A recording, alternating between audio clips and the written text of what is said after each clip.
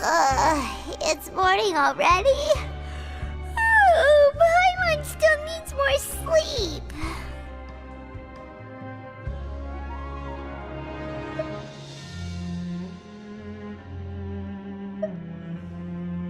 Huh? Wait, look over there! Isn't that... It's one of Linny's cards!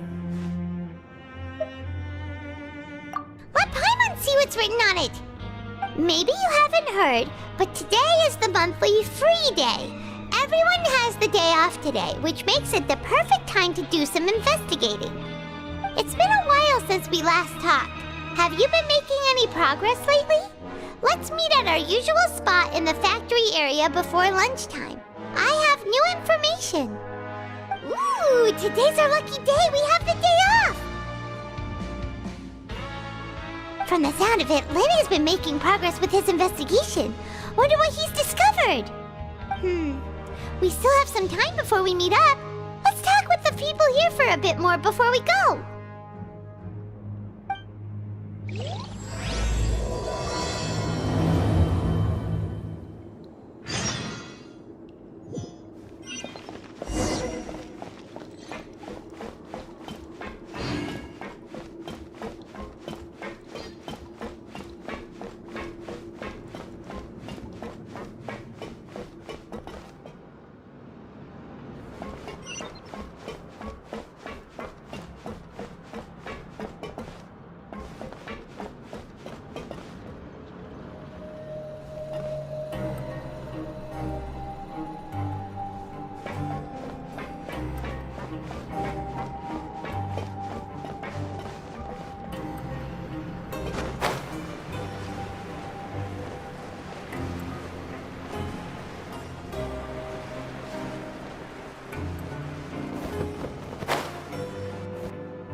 Hey, you over there?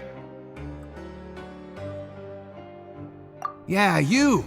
Say, do you like playing card games? You know, like Genius Invocation TCG? You TCG players are like mint in the wild, literally sprouting up everywhere. Hey, come on now. What's wrong with finding fellow Invocation aficionados? Anyway, care to join me for a game?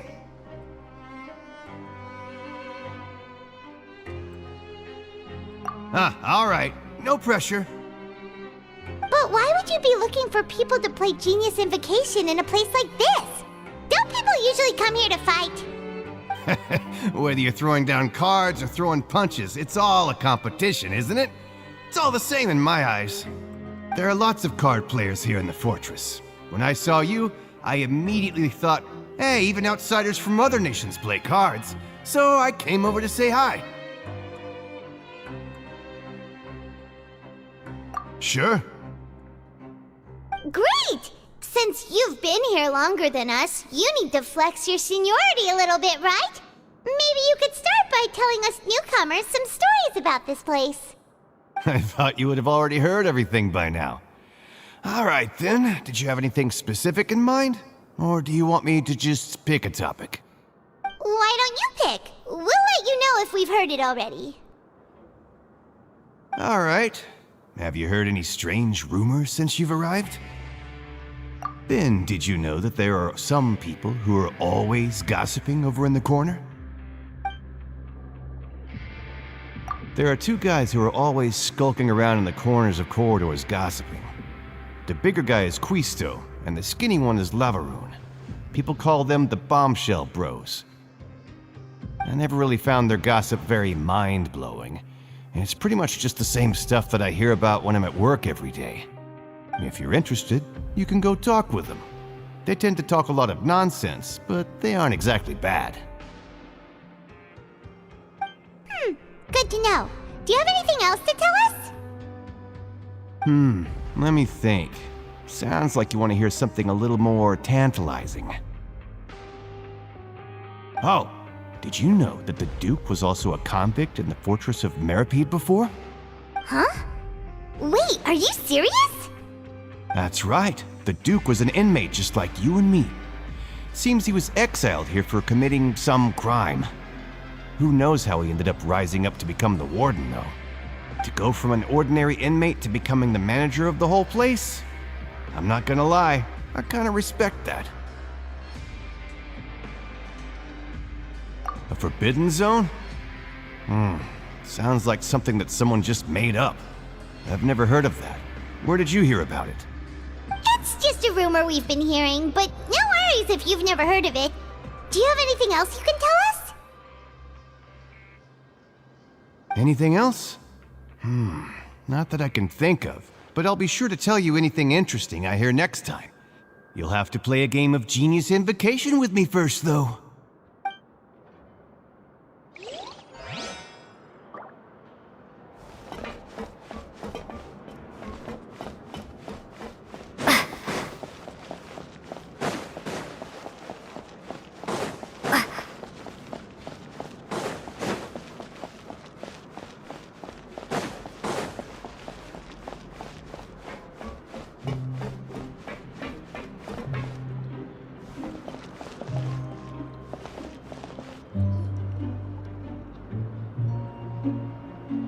Look, there are some people talking over there. Let's listen in on the conversation.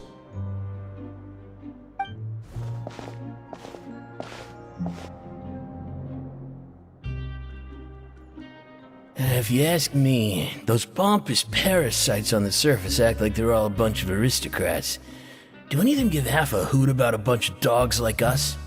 Hey, speak for yourself, mate. I'm no dog.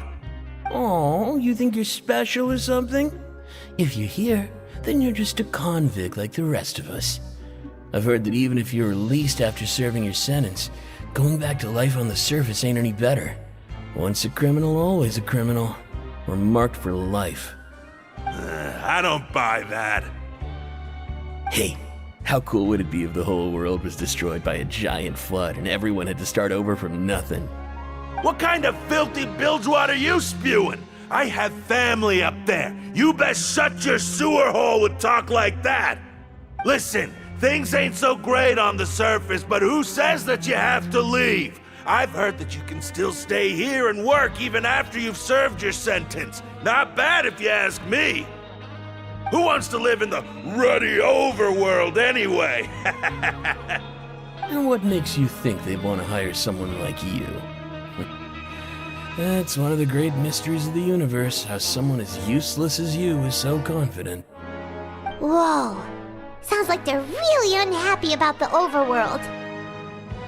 Speaking of which, Paimon never heard anyone use the words overworld or underworld when we were living up there. Is it only something the inmates down here say? That's true.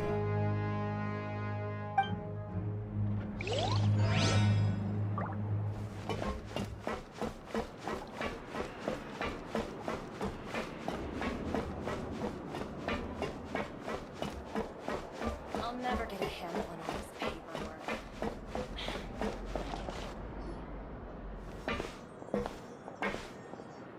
There's a group of people over there. Let's go listen in.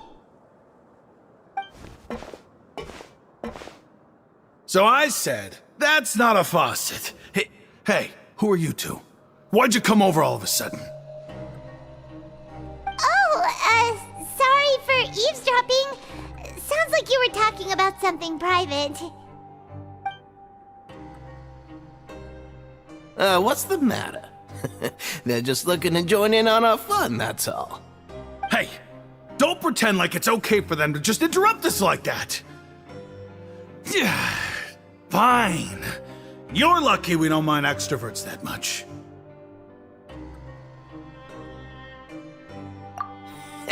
You hear that, Quisto? What nice!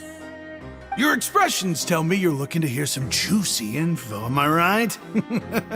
But before that, it just so happens that I know you two.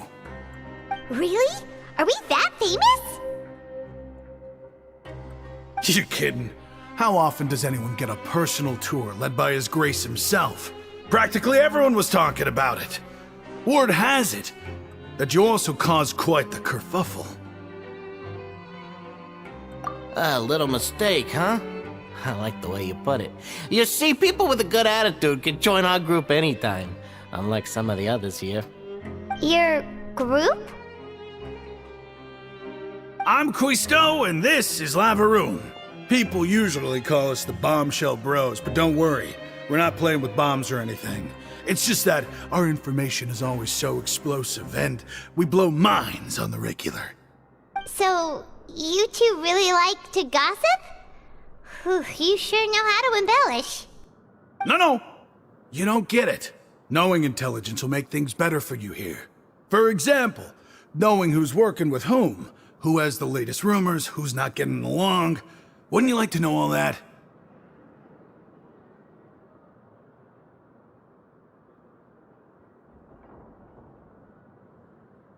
Whoa, all this info's worth something, you know? You should prove you're worthy of it. I don't mind him. Quisto's always this way. Just play nice and say something to massage his ego. The welfare meals. Talk about the welfare meals.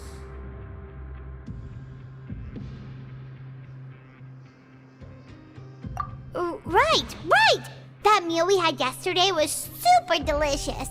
Paimon can still taste it whenever she closes her eyes. Is that so? To tell you the truth, I've been helping out with making those welfare meals.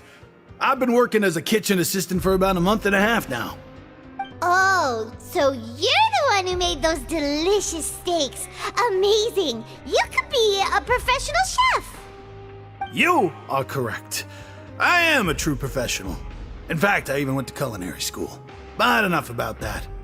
Since you like my cooking, I guess that means we share similar tastes. Listen carefully. This little bombshell will help you learn what's really going on here in the fortress.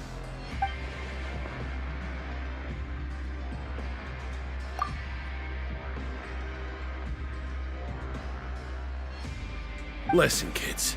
The power structure within the fortress is quite complicated. The overworlders couldn't care less about us down here. We're basically dogs to them. You've already met the one person here you should never cross, the Duke, Risley. He knows more than you think. And if he doesn't care about something, then he often doesn't bother dealing with it. Those who have the Duke's attention get all kinds of special perks, even better treatment in the infirmary. I know who you mean.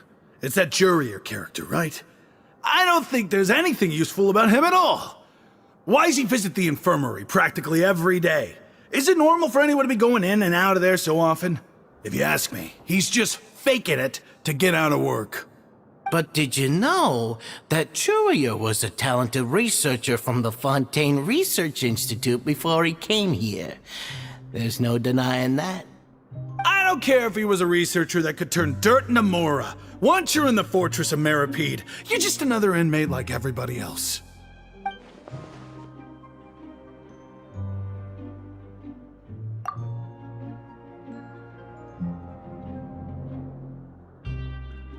Speaking of which, the last time I saw him, he was passing by in the corridor with Lorvine. I also heard they started arguing in the library and got into a fight, right? Guess that's just how terrible of a guy he is. You mean he hit a woman? Wow, I never imagined he was that bad. But that Lorvine's also quite the odd one, you know? She's always gabbing away, got into a fight with a man, and she also got sent to the infirmary. Come to think of it, I always see her going to the sick bay every couple of days, too.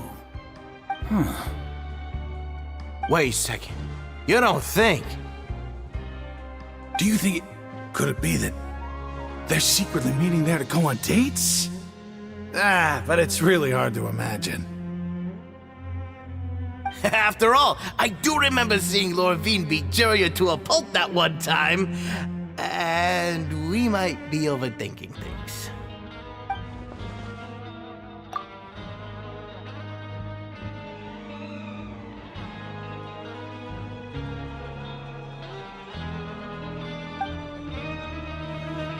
Okay, we've talked to just about everyone, and it's about time for us to go meet Linny. According to the card he left us, we should go meet him in the production zone.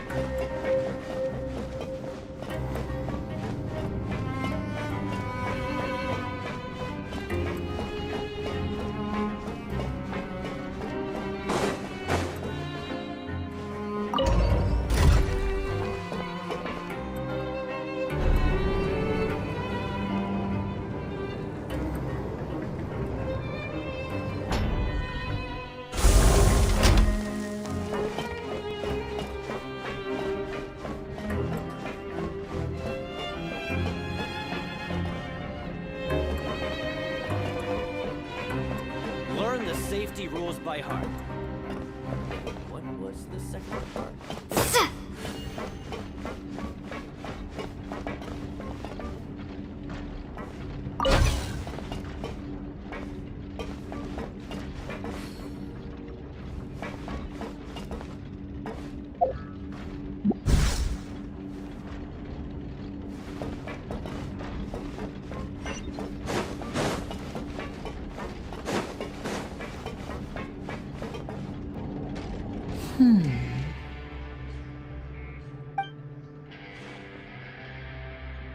Huh?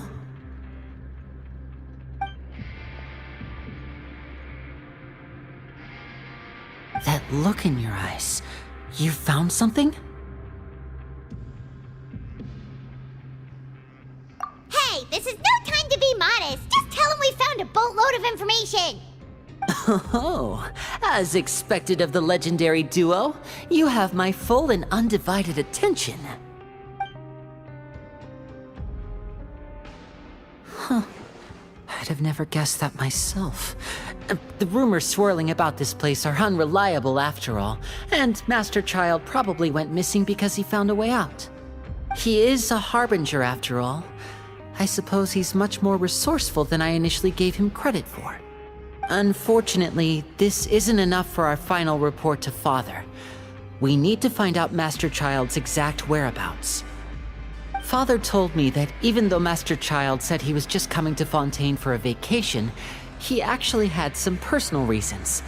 His agenda might be linked to his disappearance. His escape route is already flooded, so we'll have to task someone with professional diving skills to chase after him. Well, when you put it that way, it's obvious that only Fremine would be up to the task. Bingo! Is he around? He's working today. Coming here as a group would have attracted too much attention. I'll talk to him about it later. It's the least I can do. We're all in this together, so it's only fair for us to fulfill our end of the bargain. Honestly, I'm far more impressed by you guys managing to collect all this information right under Risley's watchful eyes. Collecting information has always been our strong point. Now, let me think. To find out more information, Fremine will have to retrace Master Child's original route. And if he's to do that, he'll have to set out on the next pipe cleaning day at the earliest. That's 6 days from now. And after that, he'll probably take another 2 or 3 days to return. You can even estimate how long it'll take for him to get back? We've been working together for a long time. We know each other's capabilities like the backs of our hands. Traveler, what say you to meeting here 9 days from now? We'll be able to pick up Fremine while we're at it, too. Oh, and there's just one last thing we'd like your help with. Though we can just sit back and wait for Fremine's report on Master Child's whereabouts, we still need to make more progress on the investigation of the Forbidden Zone. Fremine's no master of disguise. Lynette's still working on getting intel from the other areas, and I'll need to spend some time helping Fremine prepare for his diving mission. So, you are the only ones we can count on. What do you want us to do? Will it be hard? Well, I won't call it easy per se, but I think you'll be able to pull it off. Listen carefully. You'll need to find an excuse to get into the infirmary and investigate the room and environs. You've mentioned several sketchy-looking people always meeting at the infirmary earlier, so it probably has something to do with the secret we're hoping to uncover. You've already met the head nurse, so she'll be less suspicious of you. Investigate the internal structure of the infirmary and any active dealings within, and pass those on to me alongside anything else you're able to discover. But also, there's no need to take risks. Don't forget, safety always comes first.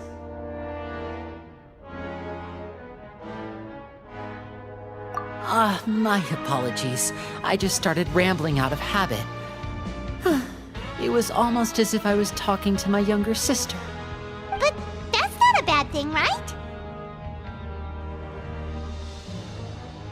All right, then we'll head out as soon as we finish our prep. Let's go our separate ways for now then. Don't forget, we meet here again in 9 days. Stay safe.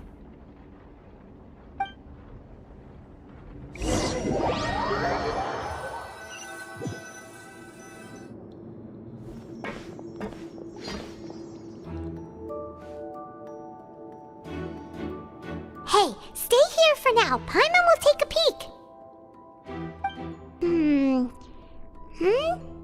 There seem to be several people inside.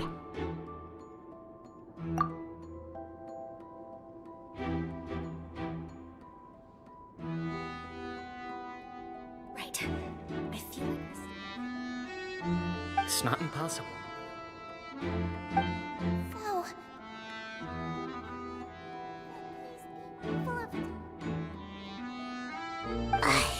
It's a bit hard to understand them from here, so why don't we just try to talk to them in person?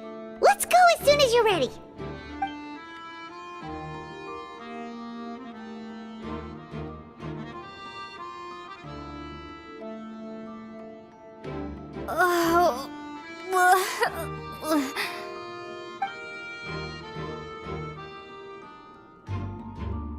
Someone, please help! She's sick!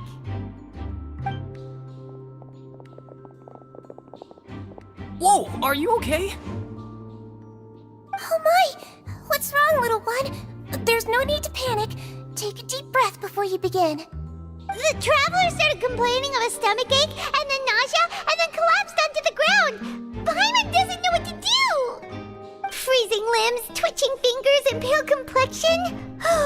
Could it be poison? Let me take a look. Please lie down over here.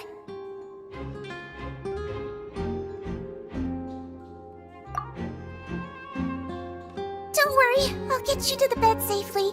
Here, hold on to my shoulder and walk slowly.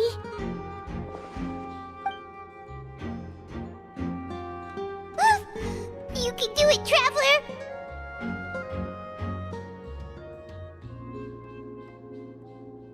Don't apologize. You're sick after all.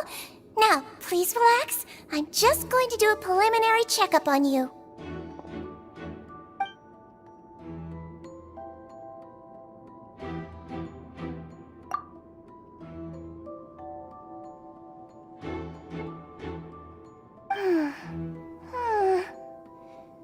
I see now.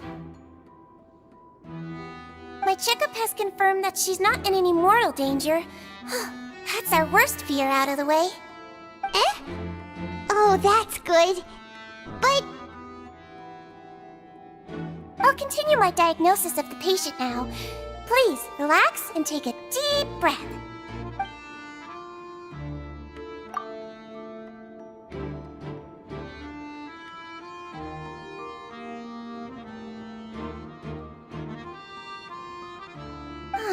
Don't sense serious damage to your organs either. Does it hurt when I press here? And here? Huh? But based on my initial checkup, there shouldn't be a problem here. How strange.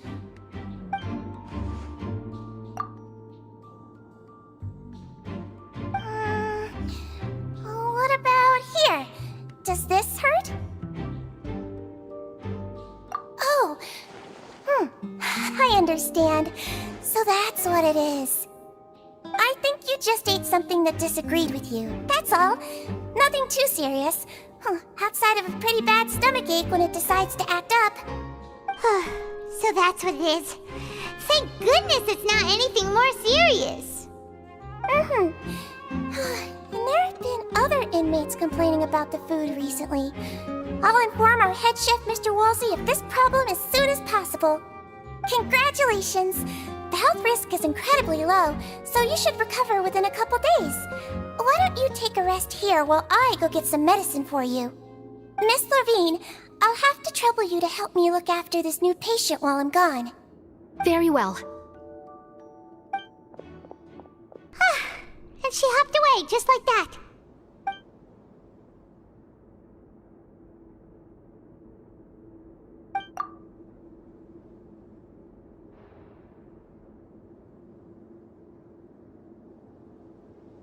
Hello. So how are you feeling now?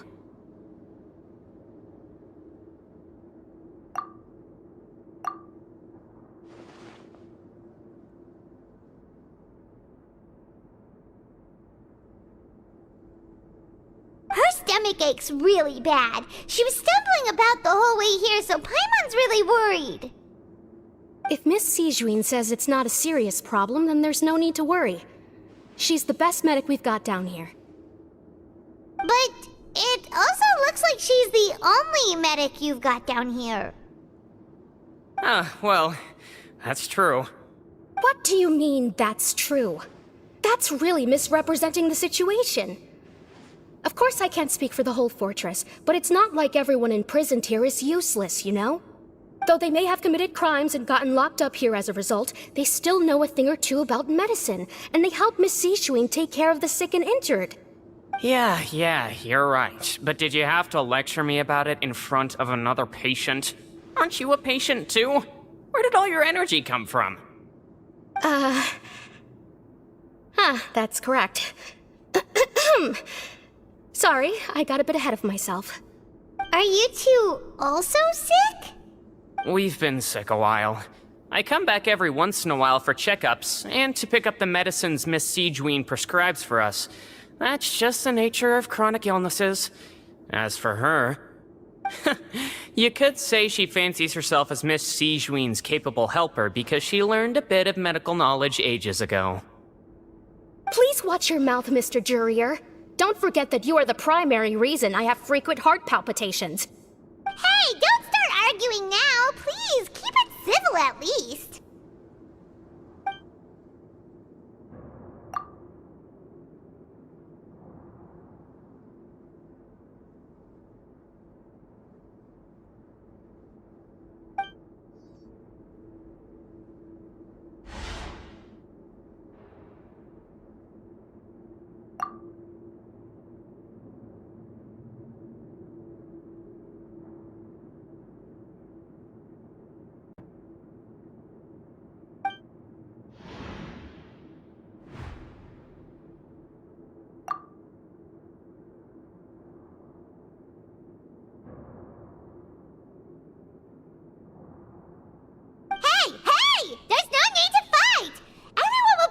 Someday, so there's no need to argue over silly things like this! But... Release. It's way too early for us to even think about that. And who the heck knows if we'd even be able to continue our previous lives?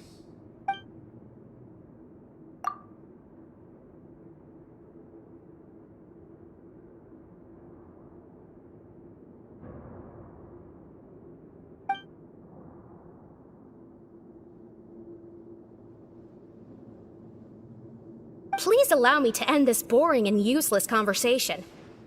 Oh, and Mr. Jurier, I don't want to see your face here again anytime soon. And same to you, Miss Lorvine. Anyway, that was more than enough rest for me, so I'm going to get out of this excessively noisy place. See you later, everyone. He just slowly walked off like that? That's just what he's like. I'm sorry you had to see all of that. I'm Lorvine, and that's... Well, his name is Jurier, but I hope you'll never have cause to remember his name. You really can't stand him, huh? I mean, can you blame me? Who would like someone who's as arrogant and obsessed with weird research topics as he is? But there's no need to keep dwelling on him. I'll accompany you two for a while. Miss Sishwin should be back soon, and I'm sure you'll feel better as soon as you've had some of her medicine. No, it's nothing. I'm back! Did you rest like you promised? Thank you for getting our medicine, Miss Sishwin. Did you all cooperate with your bed rest? I trust that nobody got up to walk around. Good. Here, this should be 2 days' worth of medicine for you. Take 1 pill now, and then continue your bed rest.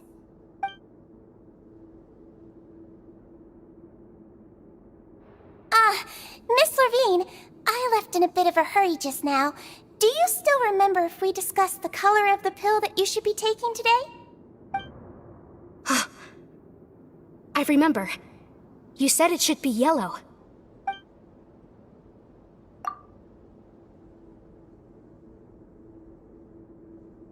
Yellow, huh? I understand.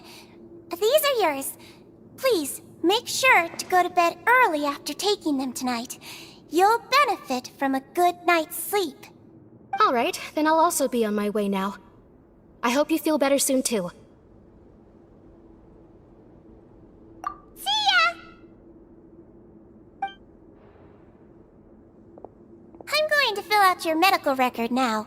You're widely known as the Traveler, right? I just want to double-check a few details, if that's all right with you. Those two made quite the commotion just now, so why don't we let the Traveler rest? Paimon can answer the questions instead. So her primary symptoms are abdominal pain, with secondary symptoms of nausea. Is there anything else? That's it. All right then.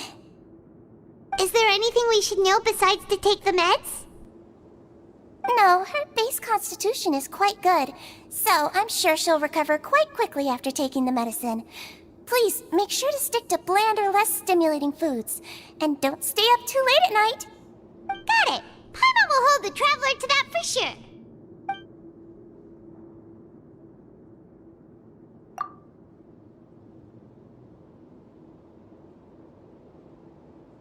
Oh, you're going to take a nap already? Okay then, you get some rest.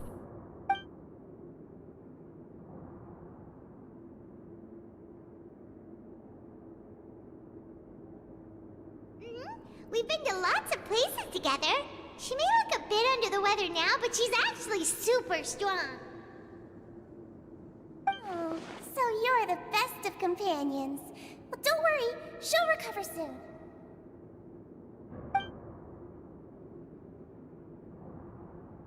Ah, you're awake.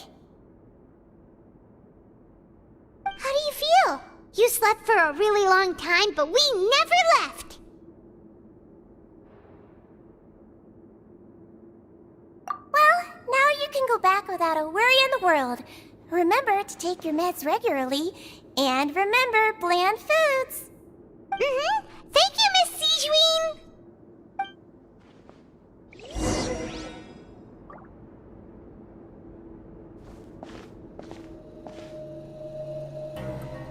Seems like a lot of people have been coming down with an upset stomach lately. I'll need to address that.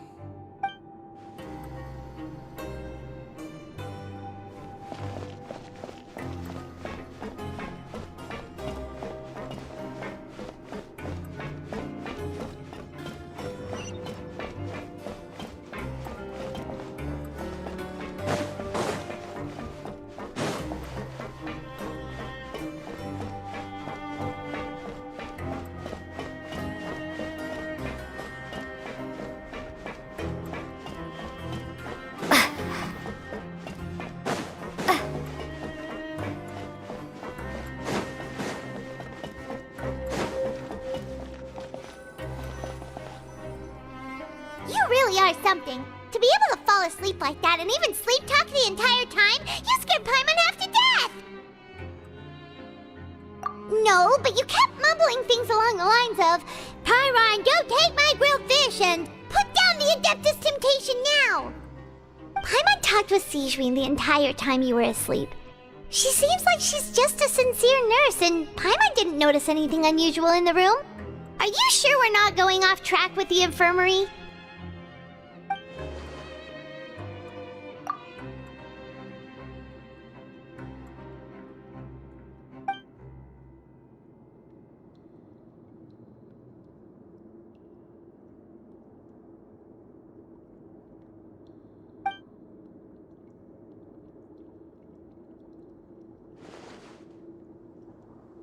Whoa! You really are super thorough! All those tiny little suspicious things that Paimon didn't even pick up on! We've gotta give the info to Linny!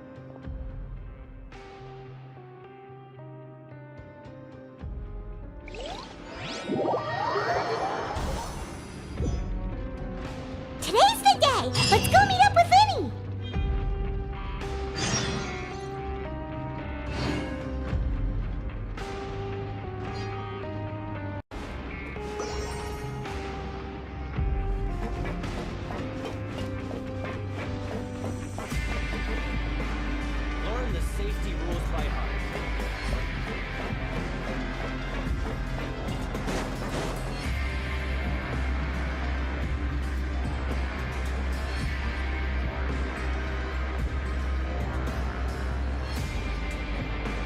Oh! Hmm?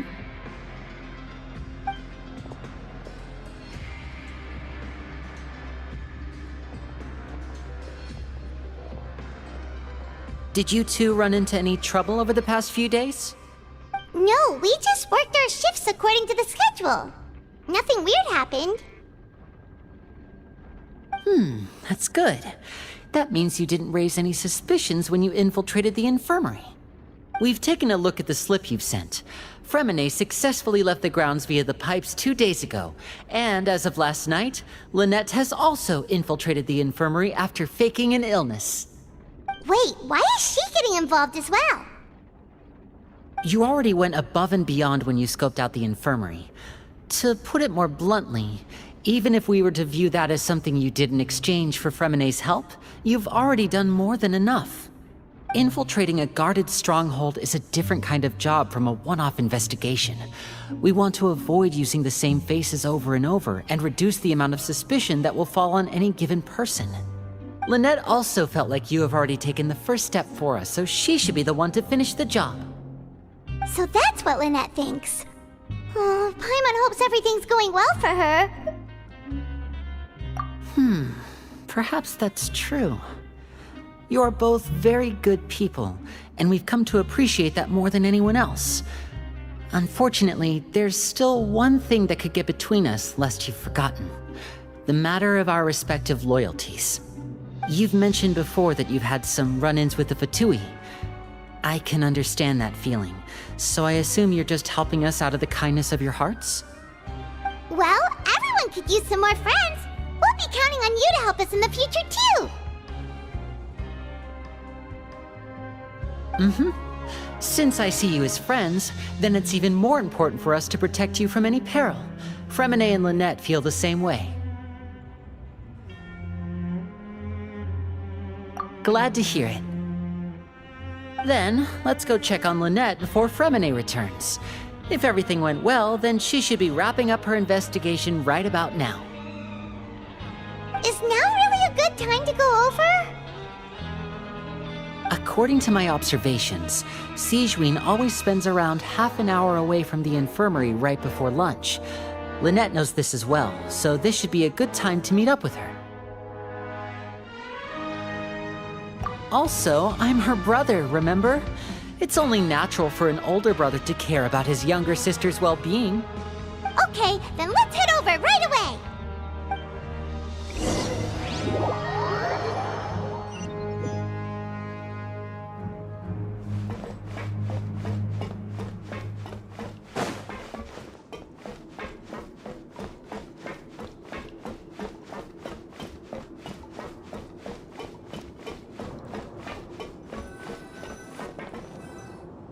Lynette should be here right now.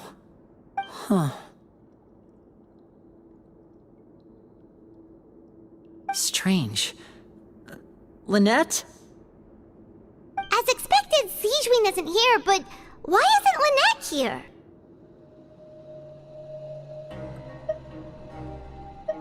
No, Lynette rarely deviates from the plan. We agreed that if she were to make changes on the fly, she'd find a way to let me know. Unless... Let's see if there are any clues around here. We can look while we wait for her. Who knows? Maybe she'll be back soon. Okay.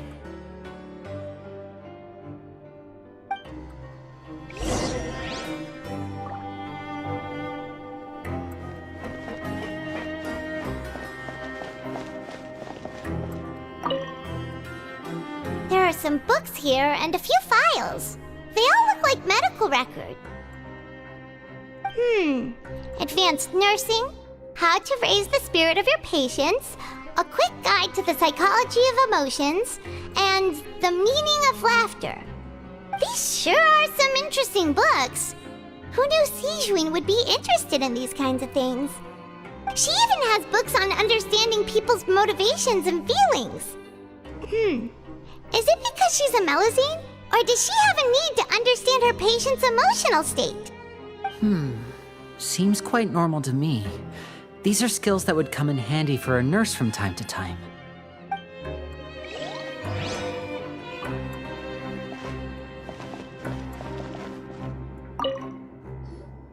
None of the beds have any signs of having been slept in. Except that one over there. That's the one Lynette must have used, right? You said she was pretending to be sick. She would have said her migraine was having a particularly bad flare-up. Generally speaking, the head nurse would then ask her to lie down and rest, while she left to retrieve the medication. Which means, either the head nurse didn't return the entire time from when Lynette laid down up until she left the bed, or the nurse intentionally left it this way.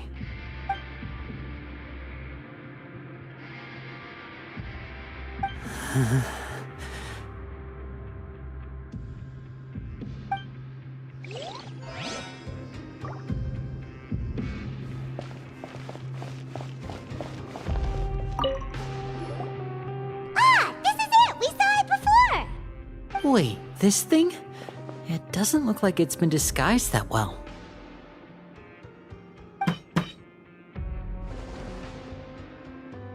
The space behind it is empty.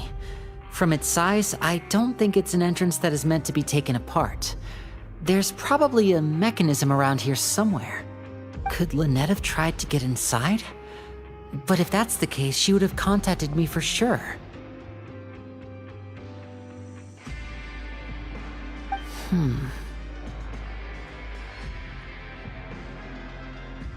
Let's look around here for some more clues. Don't panic, just take another look.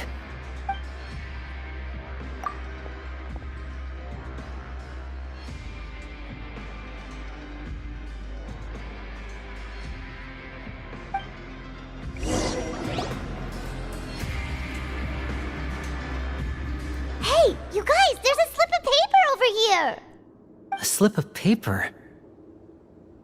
It's right over here, and there's a bunch written on it too. It reads, "Out of respect for your usual practices, I'll use a piece of paper or card as the medium to pass on my message. You may consider this as me giving you my best regards."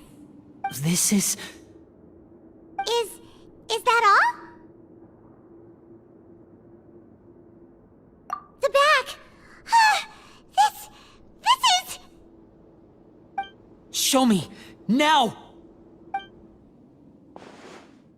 That look on your face! Paimon's reading it now! Would you care to guess where Miss Lynette of the Fatui could be right now? No! Could she have... Is she already... Wriothesley, did he deliberately leave the infirmary unguarded to use it as bait? Wait, you mean he was aware of our goals from the very beginning? But why? We didn't run into any trouble last time, and he also never reached out to us since. Yes, that is a crucial question. Wriothesley, he doesn't do anything without a clear goal or reason. So this means he had no concerns about your activities from the very beginning. You're not from the same camp as us. You were sent down here by Nervulet, so you have no conflict of interest with Wriothesley. We're a completely different story, though. I'd like to know that, too. Why did he only go after her? Don't panic, just think everything over. I have to stay calm. This is not like what happened last time. The situation's different now.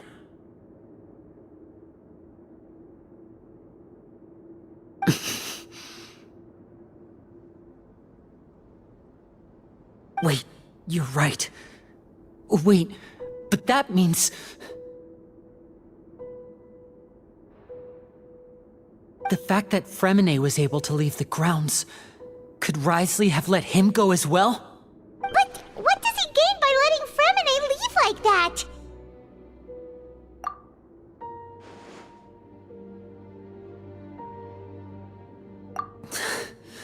So he's challenging me and trying to provoke me, I'm sure of it. We never should have sent out Fremine. We had to go through all that trouble to find an opening to sneak him around the guards and into the pipe, and we even thought luck was on our side.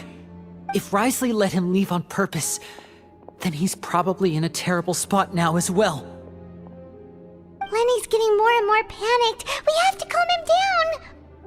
Don't be like this, Lenny. Fremine wouldn't have left if we hadn't told you about Child. That was our fault. No. I'm the leader of this operation, and I'm the one responsible for this team. I was the one who failed to protect them. I'll go talk to Wriothesley. Hey, don't be reckless! Traveler, please talk some sense into him. I simply cannot allow Lynette to be abducted again. I have to go. I'll find a way to get them back! He's rushed out the door! After him!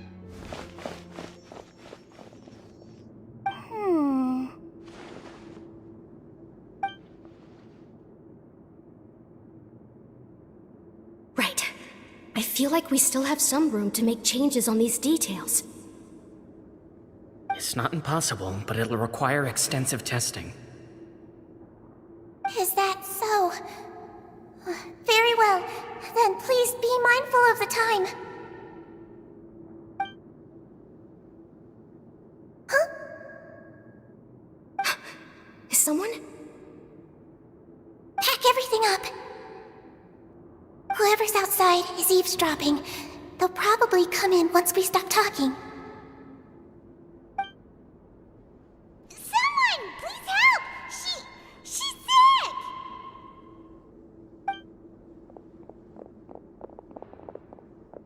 Whoa, are you okay? These two. As expected, they've already found this place. Oh, they are quite sharp. What a delightful turn of events. I like smart people, but I also like playing dumb. I like the feeling of being trusted. Oh my! What's wrong, little one? There's no need to panic. Take a deep breath before you begin. Being able to read human expressions is quite the useful skill. Lenny! Wait! It's no use. We have to catch up to him.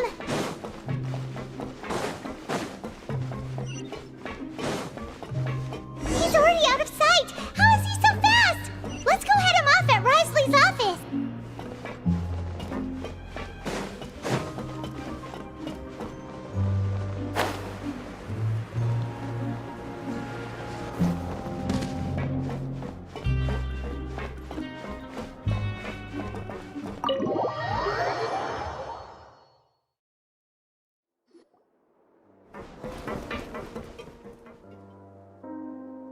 Come out and face me, Wriothesley! Aren't we at an administrative office space? Why don't you at least try to follow even a couple rules from the fortress's indoor management regulations? What did you do to my sister? I ran into the young miss at the infirmary. I'd heard that she was suffering from quite the migraine, so I decided to invite her over for a cup of tea. I do have some teas in my collection that can work wonders against such an illness. Stop joking around! Where did you take my siblings? I have also heard that your performances are quite the spectacle. Miss Lynette would sometimes enter a box filled with water, only to emerge the next second from another place altogether. Maybe she'll appear behind you right now if you were to turn your head. Is he trying to trick me into turning my head? No, he's probably not looking to attack me right now. All of the hostages are in his hands, and he's even in the mood for small talk. That means Lynette is probably still alive. You knew we were investigating the infirmary from the start, so you deliberately aroused the Traveler's suspicions and baited us into continuing our investigation, just so that you'd be able to kidnap Lynette. As for Fremine, no, you probably didn't even interfere with Child's escape. You let him go, so you could purge the Fatui members that we had planted into your ranks. There was no need to do so. The fortress of Meripede is a pretty pleasant place. Most people enjoy their lives here. The only ones who act differently are those with personal agendas. It was quite easy to identify your colleagues. You removed our original members and spread the news of Child's escape so Father would assign our team to come down and investigate. Fremine has also fallen into your hands, right? If you're oh so omnipotent and so in control, why would you need hostages? One correction. Lynette is in my hands right now, but Fremine is not. He's not? What do you really want? Lenny! Oh, wonderful. Everyone is here, so I'll only need to say this once. Thank you so much for cooperating with me. Eager and to the point, I see. Alas, only Miss Lynette is currently having a cup of the fortress's finest tea. Although, as per your original plan, Mr. Fremine should also have returned to the fortress by now. But he has neither shown up within my gates, nor has he been taken into any kind of custody. So where do you think he may be right now? Wait, you can't mean... You locked him outside in the sea? I closed the fortress's gate to the outside world. That's all. Fremine's a star diver, so he should be fine, right? No, we're still here, so he definitely tried to find a way to come back for us. So we can't assume he might have made a break for the surface. But why would I do this, you may be asking? To have an audience with you, of course. My intel tells me that Mr. Linney is a great magician, so it's only natural for me to want to have some cards of my own when it comes to negotiating. Besides, I do recall you mentioning to Miss Lynette that you've always wanted to have a face-to-face meeting with the Lord of the Fortress of Meripede, regardless of whether it was in a personal or a professional capacity. Well, you got your wish. So, you've been keeping tabs on us before we even set foot in the fortress. Some of my folks just happened to hear a thing or two, that's all. In any case, I will be straight with you. I was willing to play dumb and turn a blind eye, so we had a pleasant few days playing games together here. But once you started focusing on the Forbidden Zone, all of that changed. Mr. Linney, the cards are stacked against you right now. Miss Lynette is in my hands, and Mr. Fremine is still slowly being pickled out there in the brine. You know just as well as I that he cannot last out there forever. You need do but one thing to guarantee their safety. I would like you to contact your superior, and ideally invite her over for a cup of tea with me. You want to see Father? But why should she bother giving you an audience? Well, if she cares for the well-being of her dearest children, she should have plenty of motivation to join me for a parents' evening. I've heard that the bonds between the members of the House of the Hearth are like the bonds of family. I don't see why she would refuse. Why did you think Father sent us to handle the Fortress of Meripede? This place is basically a no-man's land. It wouldn't be fitting for anyone as important as a harbinger like Father to come here in person. Oh, I see. So it's because she doesn't care for my place here. That's such a shame. After all, I've amassed quite the tea collection. I was looking forward to sharing it with her. Both Monsieur Neuvillette and Lady Farina have already received many samples as gifts. Was this the extent of your master plan to get to Father? No matter how much pressure you may put on me, I won't allow you to use us to blackmail her. You people really are difficult to get along with. All I'm asking for is a face-to-face conversation. Does she truly have no interest in the fortress's secret? Mr. Linney, you have one last chance to invite your father here. If you refuse... Lenny!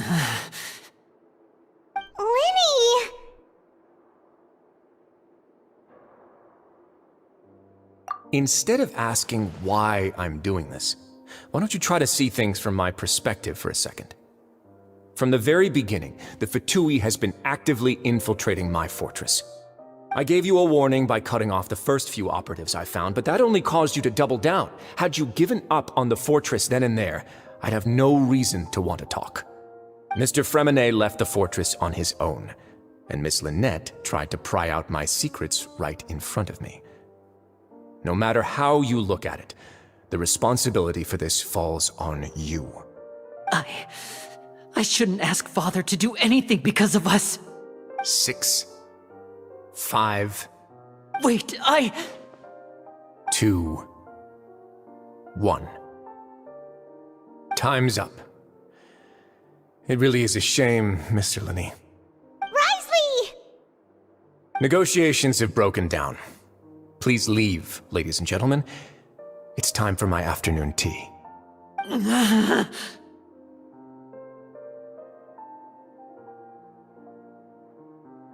Yeah, listen to the Traveler. If you can't talk to Linny, can you at least talk to us? You do realize that I'm only letting you go because of Neuvillette, yes?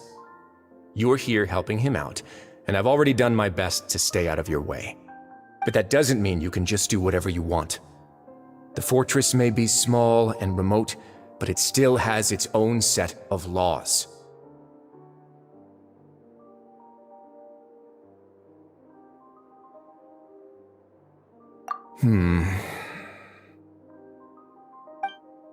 Then how about this?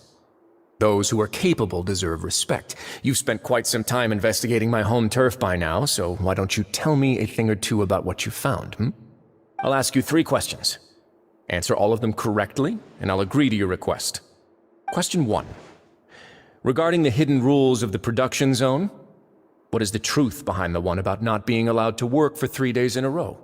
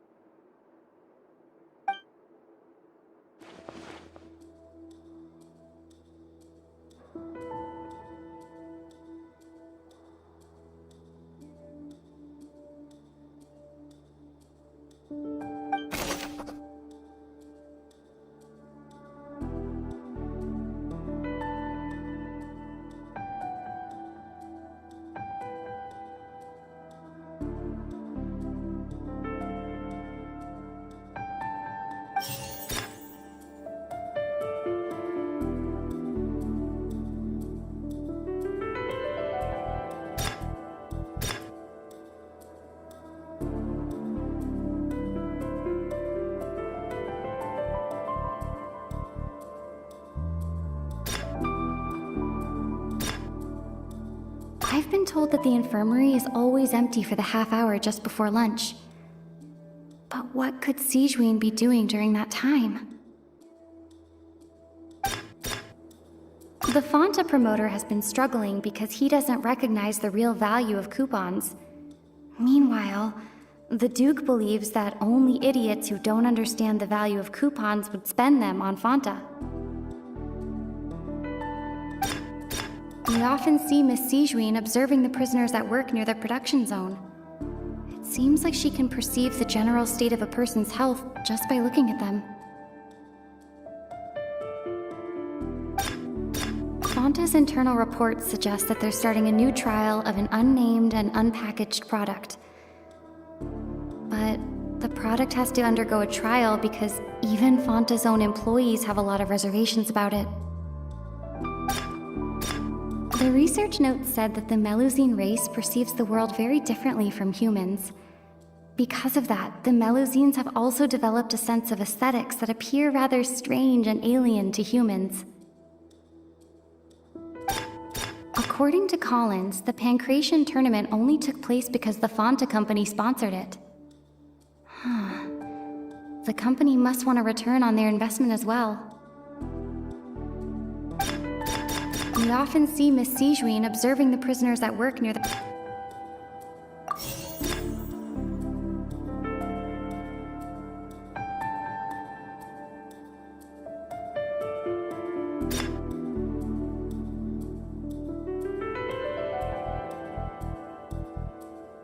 Fonta's internal reports suggest that they're starting a new trial of an unnamed and unpackaged product. But the product has to undergo a trial because I've been told that the infirmary is always empty for the half hour just before lunch. But what could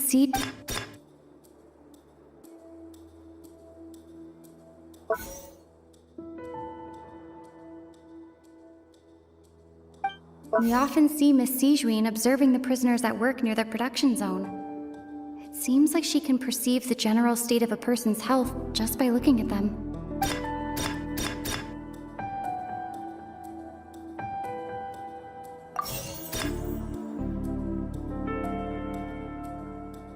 The Fanta promoter has been struggling because he doesn't recognize the real value of coupons. Meanwhile, the Duke believes that Fanta's internal reports suggest that there's...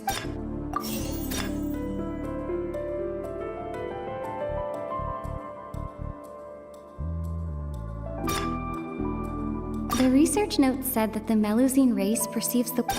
According to Collins, the Pancration tournament only took place because the Fanta company sponsored it. The company must want a return on their investment as well.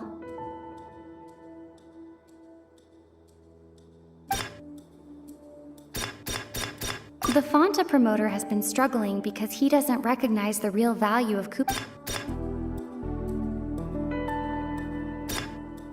Fanta's internal reports suggest that they're starting a new trial of an unnamed... I've been told that the infirmary is always empty for the half hour just before...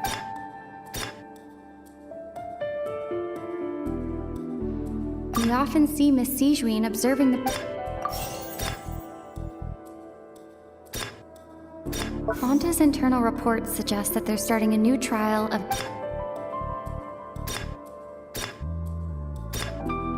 The research notes said that Fanta's internal reports suggest that they're starting a new trial of an unnamed and...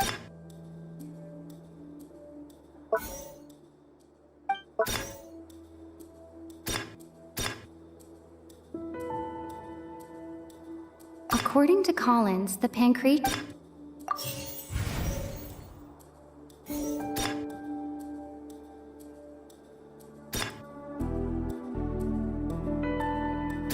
The Fanta promoter has been struggling because he doesn't recognize the real value of...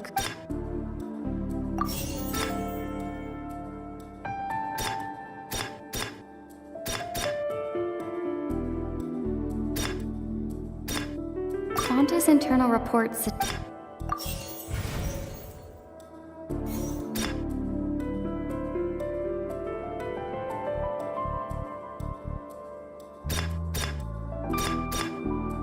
According to Collins, the Pancration tournament only took place because the Fanta company sponsored it.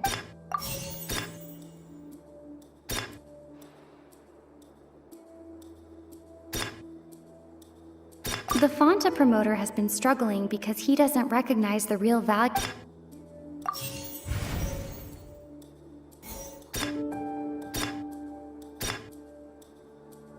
The research notes said that the...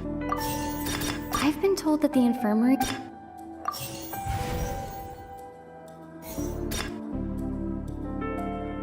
I've been told that the infirmary is always... The research notes said that the Melus...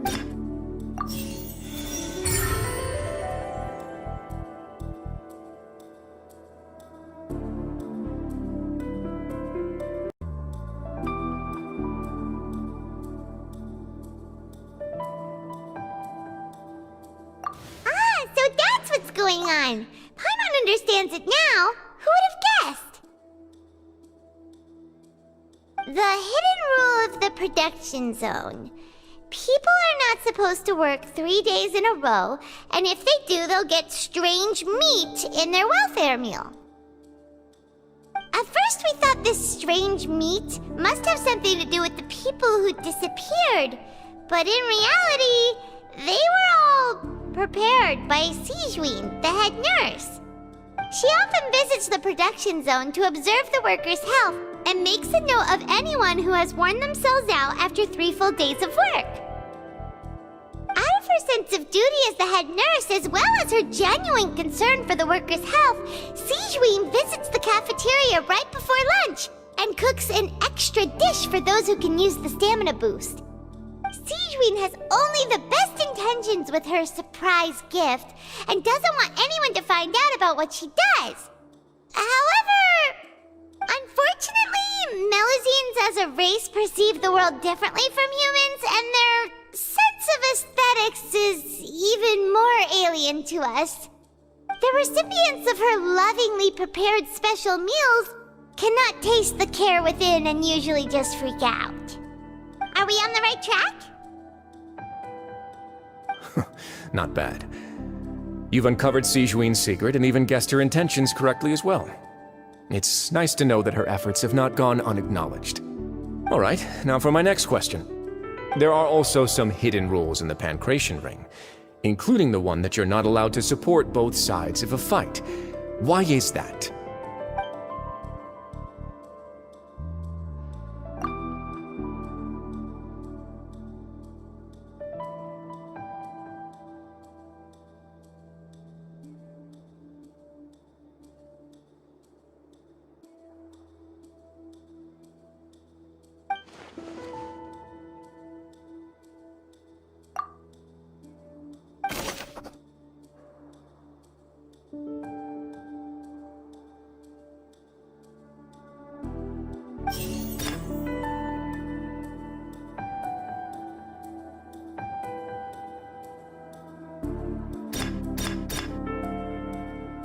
The Fanta promoter has been struggling because he doesn't recognize the real value of coupons. Meanwhile, the Duke believes that only idiots who don't According to Collins, the Pancration tournament only took place because the Fanta company sponsored it. The company must want a return on their investment as well.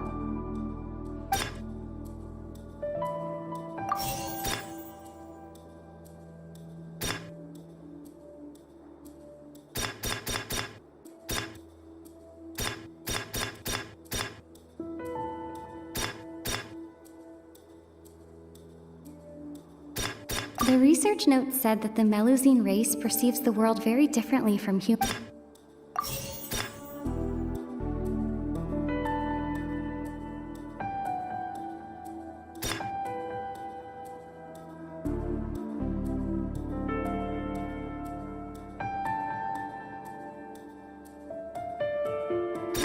According to Collins, the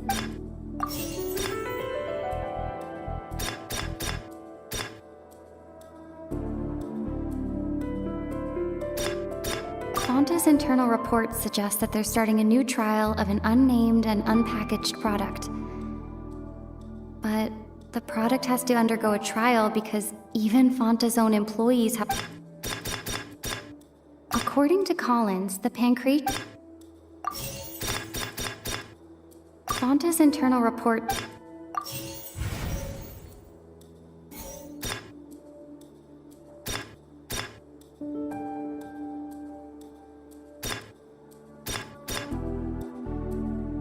I've been told that the infirmary is always empty for the half hour just before lunch. But we often see Miss Sijuin observing the prisoners at work near the production zone. It seems like she can perceive the general state of a person's health just by looking at them. The Fanta promoter has been struggling because he doesn't recognize the real value of coupons. Meanwhile, Fanta's internal reports suggest that they're starting a new trial of an unnamed and unpackaged product.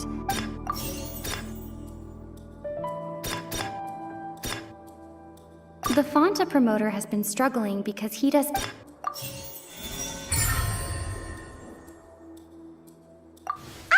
Paimon gets this rule too now, so there really was nothing to be afraid of.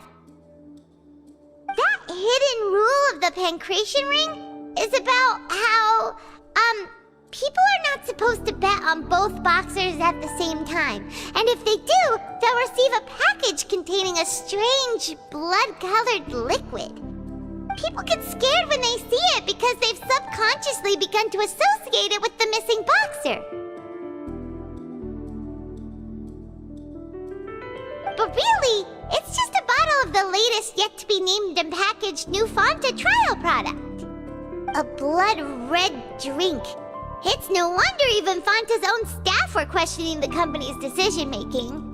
The company, facing backlash from its own staff, decided to try to trial the product on a smaller scale to see how it might be received by customers. They came to the fortress of Meropide and offered to sponsor the Pancration tournament so they could push their new product. But the Duke completely refused to even entertain the idea. The Duke, knowing how valuable coupons are in the fortress, knew that only total idiots who didn't understand their true value would bother buying a Fanta product here. And so, only those who proved their stupidity by being dumb enough to bet on two opposing sides of the same match were selected to receive the drinks. I acknowledge the effort you've put into bringing the truth of this mystery to light. Although, based on your description, that Fanta promoter is a bit too careless with his words, I may just reconsider my collaboration with the company. All right, and here's the final question. What's the secret behind our head nurse and all of her patients in the infirmary?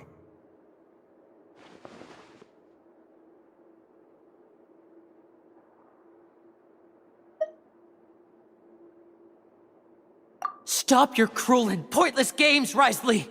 You know that we haven't finished our investigation, so there's no way we can answer the last question! The thought of sparing Lynette and Fremine never even crossed your mind!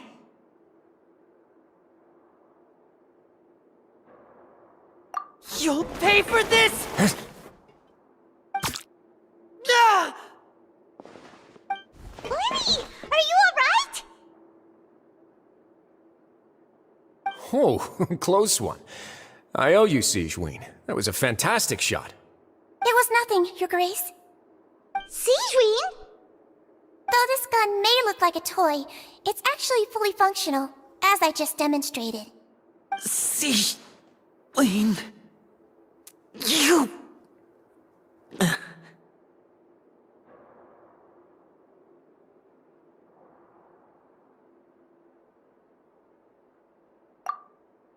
Not at all. I am merely a resident of the fortress, and thus protecting it is my duty. When Monsieur Nervillette asked me to come here, he told me that my job would be to take care of the well-being of everyone here. I am merely discharging my duties. But if you mean what you just said, then isn't Linny someone you should be looking after as well? Isn't he a resident here just like the rest of us?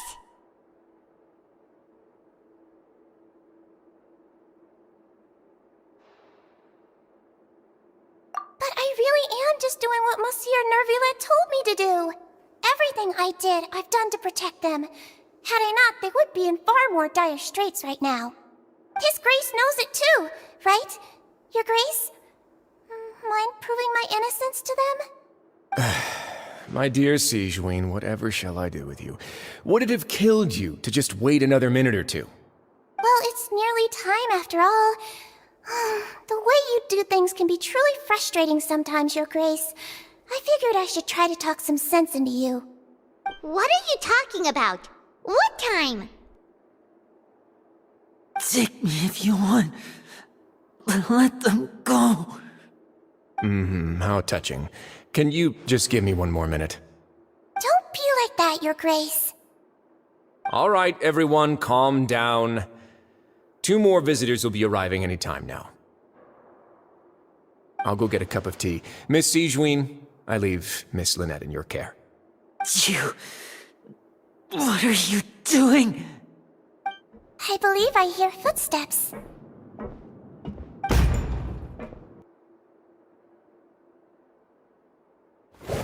Some space, please. Ah, Miss Clarande. My door. Fremine... Fremine... What's going on? What is Clarande doing here? Work. I'm sorry about shooting you, Mr. Linney. The tranquilizing effect will begin to wear off soon. Please take it easy in the meantime, though. What happened to Fremine? Wasn't he diving just outside of the fortress? Why is he looking like this?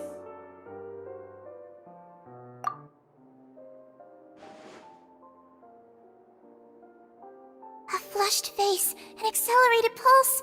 He must have consumed primordial seawater. What did you say? Please, make some space. I'll need to give Mr. Fremine a more thorough checkup. Your Grace, I'll leave the rest to you. I'll talk to Clorand while you get Freminet to where he needs to be. Everything else can wait.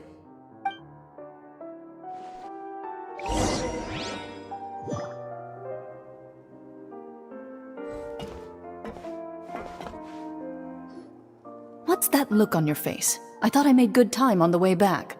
Oh, I'm just admiring your punctuality. Had you arrived just a few minutes later, Sigewinne may have been forced to shoot Mr. Linney again. How's the situation out there?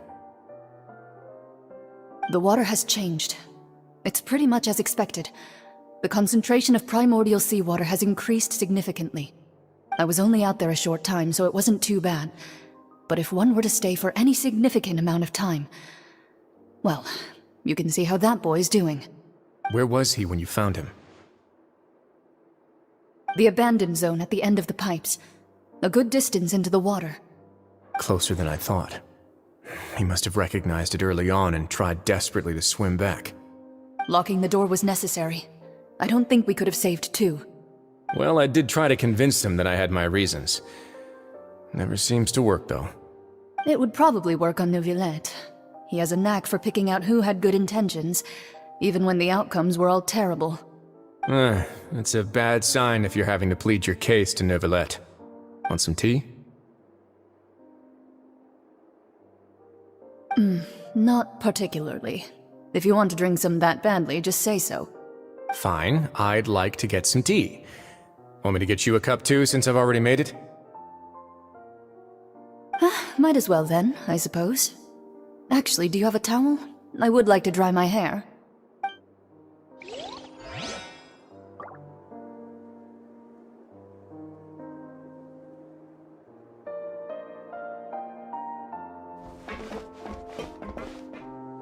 Could I tempt you with some sugar for your tea? No need.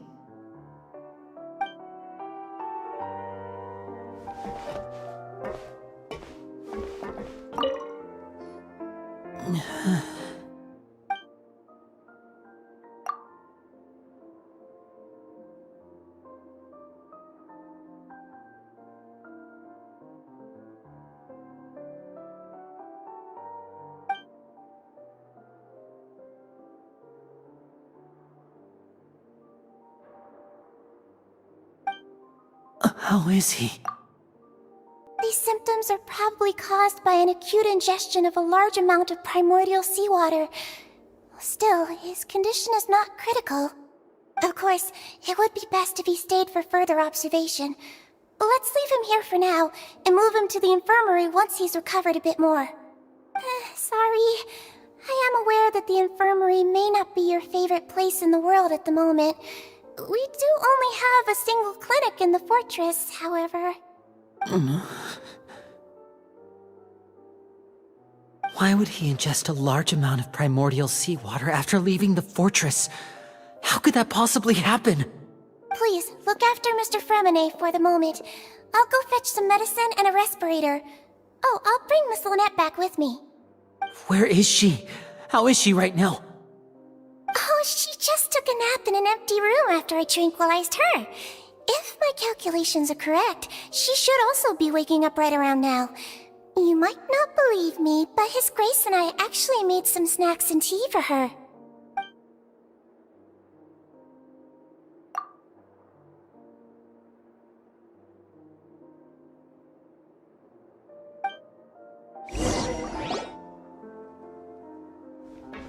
Linny, are you okay?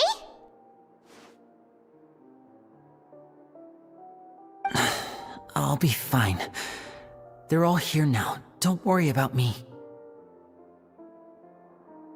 Are you sure? You don't look alright.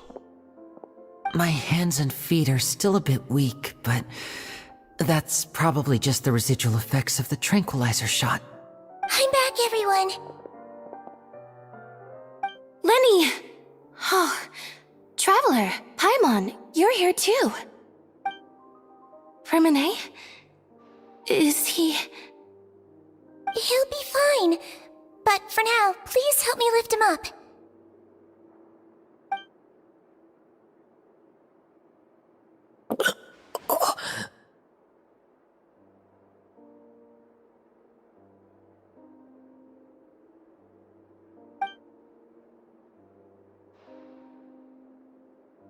His breathing's beginning to slow down. Give me a hand and help me get him to the infirmary.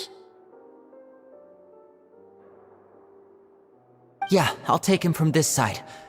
Lynette, together? On it. Traveler, you seem pretty worried about him. Want to come with us? The Duke and Clarande are gone. They probably went to get some tea. The Duke will explain the truth in just a bit. Miss Clarande will need a break, since she only just returned from rescuing Fremine out of the sea.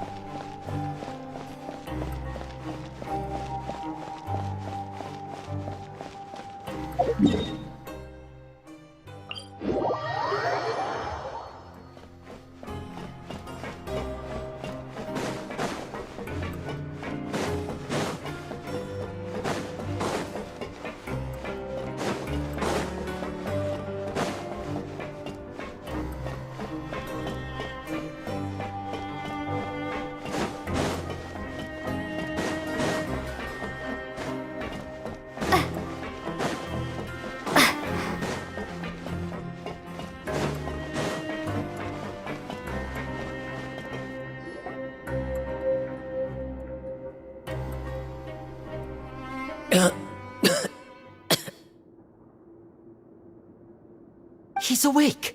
Fremine, how do you feel?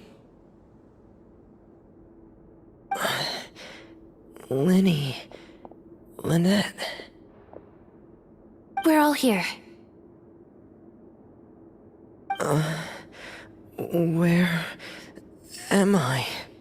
The infirmary, at the Fortress of Meripede, Mr. Fremine, and you are no longer in any danger. How do you feel? Don't push yourself if you're not feeling up to it. Traveler. Paimon. It's been so long. The sea. There's something wrong with the seawater. Shh, it's okay. We can talk about it after you've recovered. No, listen to me. This is really serious. There's primordial seawater mixed into the regular seawater. I don't know why it's there, but no one should touch it. Pipes. Right, the pipes. It's all coming back to me now.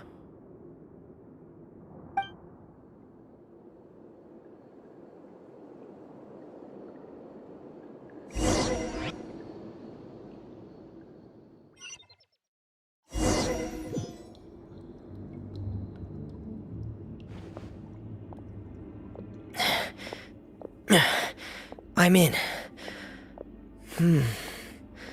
Seems like this pipe hasn't been used in a long time. It looks abandoned.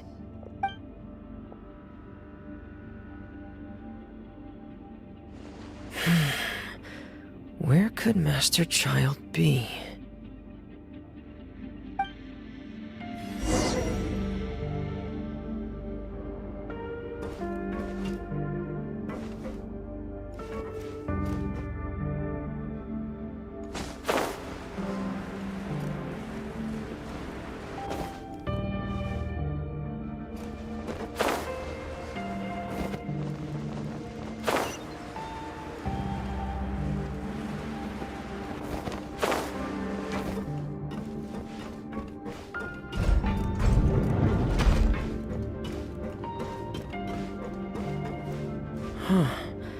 This mechanism looks like it's been tampered with.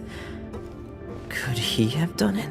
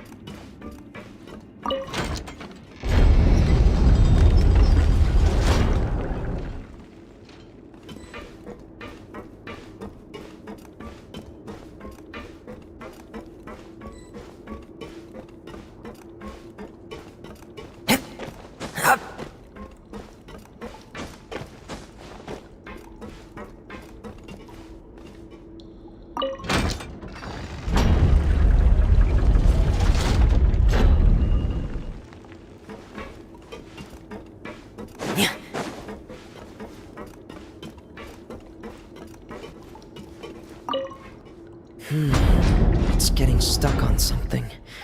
Seems like I'll have to avoid those obstacles while I turn it.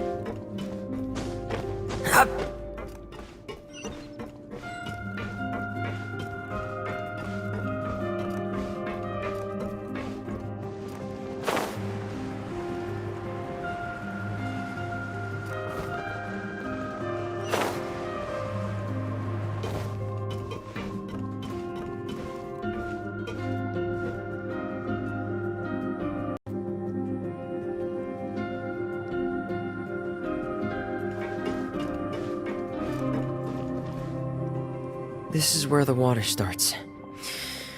Okay. Master Child probably dived into the water. I'll go take a look as well.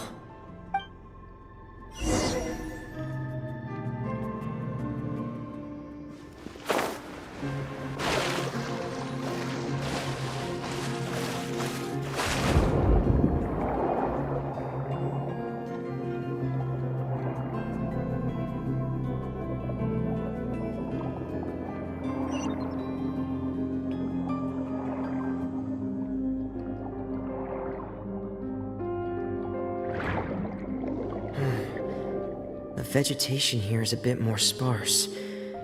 These traces aren't natural. A person must have left them, and recently. I should be going in the right direction.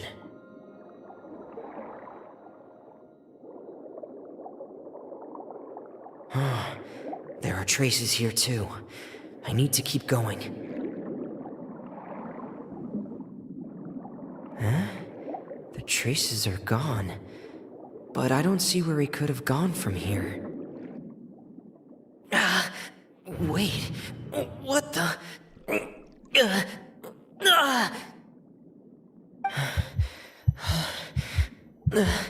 My heart is racing, and it's getting harder and harder to breathe.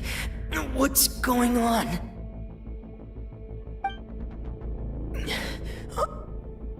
No good. I have to get back. They still don't know anything about what's going on. If I turn back right now, I should still be able to make it.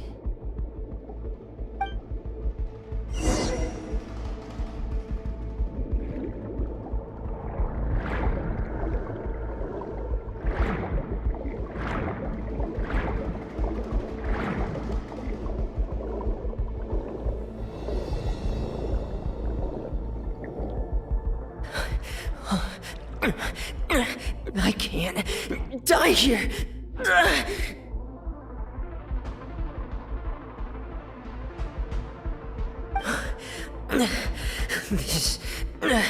This is bad.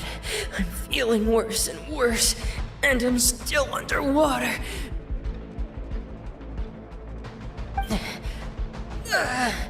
I have to push on.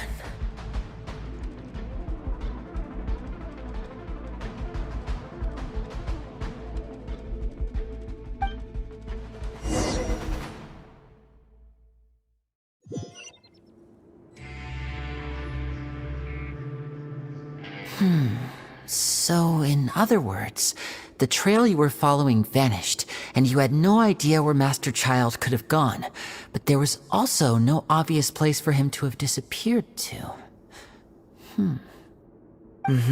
That's right. I tried my best to swim back, but I had already put some distance between myself and the fortress, and I just couldn't find the strength to keep going. I probably passed out some time after that, and you know the rest. Miss Clarande brought you back, but we also don't know why she just suddenly appeared at the fortress, or why she went out to save you. Miss Clarande, you say? I must go thank her in person. You're still too weak, Fremine. You can go after you've had some more rest. Miss Lynette is right. I believe Miss Clarande will stay here as a guest for another few days, so there's no need to hurry. A guest? Then I can assume Risley was the one who invited her to come down here? You should ask His Grace about that. He'll be able to explain better than me. Yeah, it's about time he actually told us what's going on. Wanna come with us, Lenny? No, please go on without me. I don't want to leave just yet. Lenny. The logical part of my brain is aware that we're safe right now, but I still can't bring myself to leave. Both of you are just in danger. Understood. Then let's just sit together for a while. In that case, I'll leave the infirmary to you. The Traveler and I are going to head out for now. As long as you stay in here, I don't think you'll be disturbed. Thank you.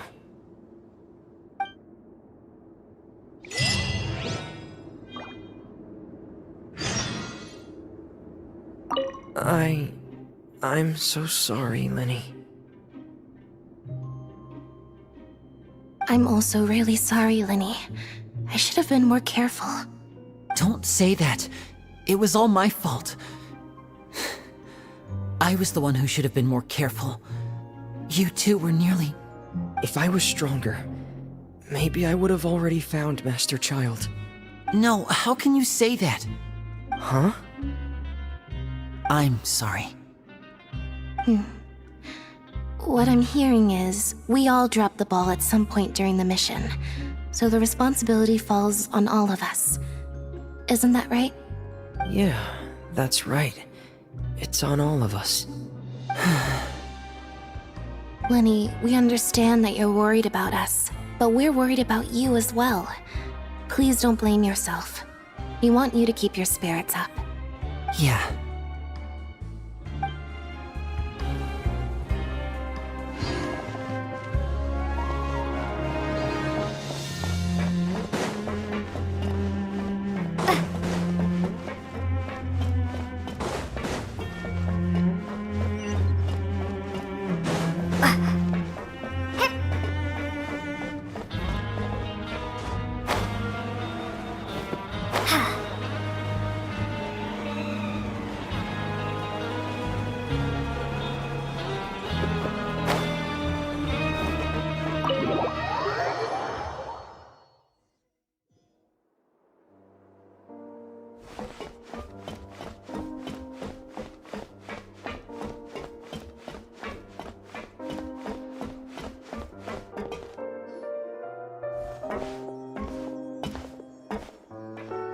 Excuse me! I take it Mr. Fremine's condition has stabilized? Of course! course. I wouldn't have left the infirmary otherwise. I've been expecting those two, but might I inquire as to the purpose of your visit, Miss Siegewien? I wanted to check up on Miss Cloran. How are you feeling? Mostly fine, I think. If you don't mind, I'd like to perform another quick physical exam. It'll just take a few minutes. All right. Thank you for looking out for me. I'll take my leave for now, then. Well, want to explain yourself, Risley? Of course, but I'm not partial to the word choice of explain. How about enlighten? Where should I begin? How about you start by asking me any questions you have? You can start with whichever one you'd like to get answered the most. Then Paimon will begin. Did you know about Lenny's goals from the very beginning? No. I just knew they were Fatui operatives sent to the fortress by the Knave. As for their specific goals, I only figured those out as you made progress on your investigation. You managed to monitor and stay ahead of them even though you didn't know what they were trying to do? They came here with ulterior motives. I'm quite adept at discerning what that kind of behavior signals. Initially, I thought their goal was just to investigate Child's disappearance. Linny suggested that I had deliberately let him escape, but in truth, I didn't really do anything special to help or hinder him while he was here. Everything he did, from finding helpers to leaving this place, he did on his own. Of course, it's inevitable that the Knave would make a big deal out of her fellow Harbinger's unexplained disappearance. I'm also quite curious about where that Harbinger went, so I figured I might as well let the Fatui do their own investigative work. All I care about is the answer. So you were hoping Lenny's group would just do your work for you! You make it sound like that's a bad thing. Unfortunately, things didn't go as planned. I assume that Fremine has told you already, the ratio of primordial seawater around the fortress of Meripede is on the rise. The Forbidden Zone has always been Linny's target, and you got roped into that investigation after running into him. I began to intervene out of concern for your safety, and also to prevent the fortress from becoming entangled in more irksome matters. Are the rumors true that you're also a former criminal? Why would you put it like that? Isn't staying here all day and serving as the manager of the fortress a kind of sentence unto itself? Another form of prison? I just happen to have some support from the rest of the inmates, that's all. Oh, right! Paimon wanted to ask, who invited Cloran down here? Me, of course. I paid her good mora to come down to the fortress for some field work. As a champion duelist, Miss Cloran could be considered to be an independent party. I needed to find an exceptionally capable person to help me get through the impending crisis. And saving Fremine was part of that crisis? You can think of it like that, yes. Credit where credit is due, that boy is quite adept at diving. Had conditions not been as hostile as they were, he probably would have found the missing Harbinger already.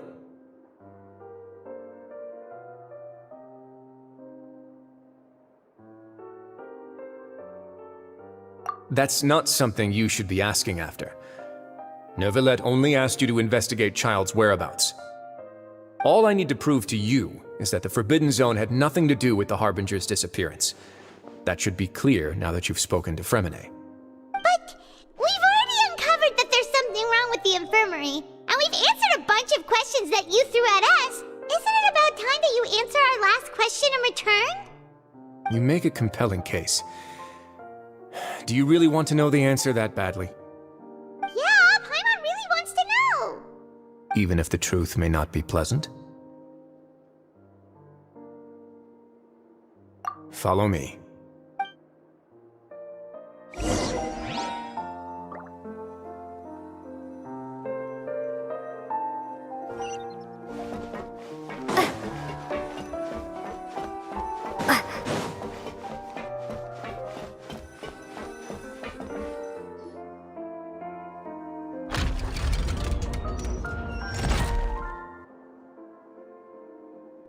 hidden door here?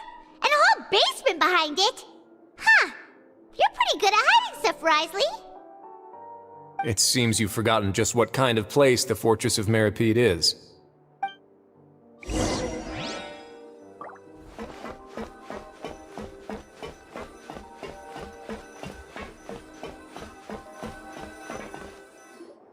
Stand on the central plate. Wait, is there a secret mechanism or... Whoa!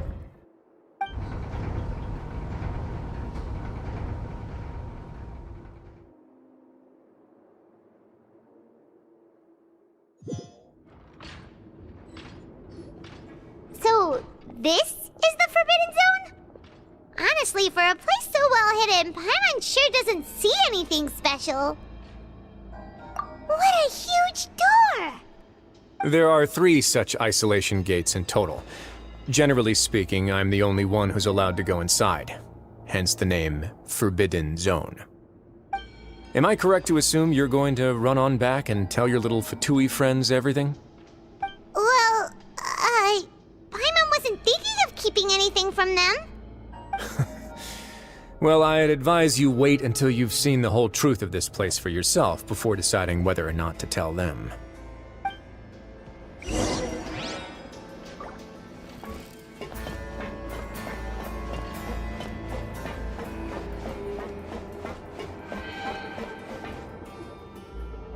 Huh. So there's a switch on the side. Stand back.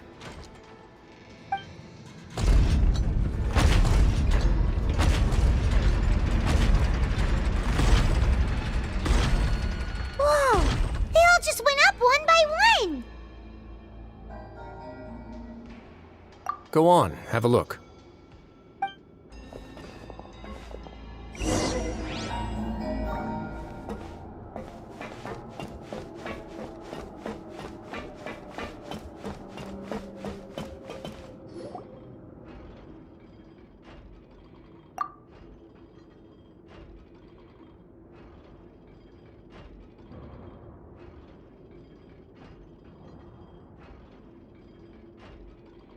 I've been interested in what lies beyond that gate ever since I assumed leadership of the Fortress of Meripede.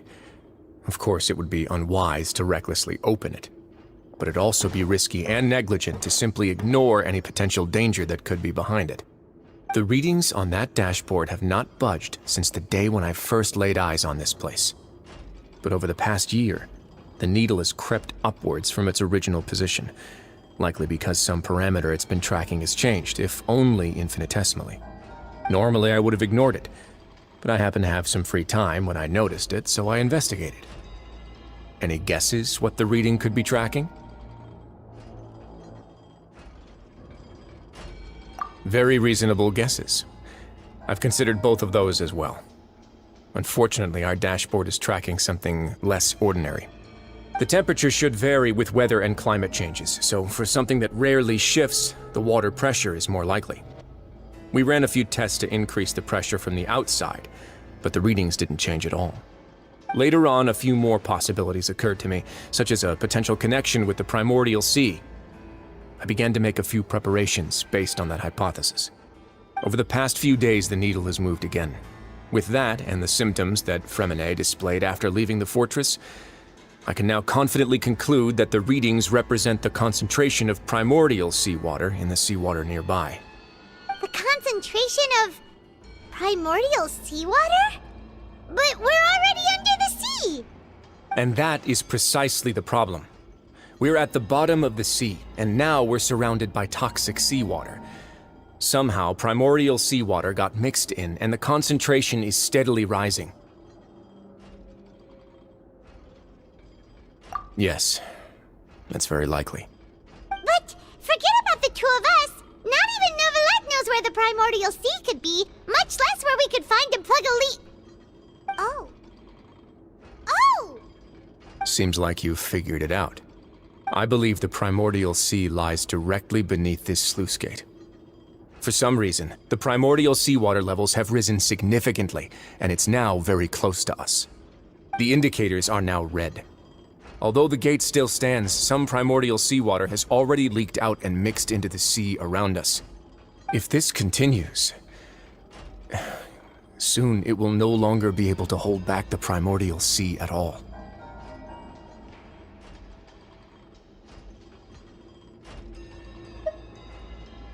Yeah, you know what the legends say.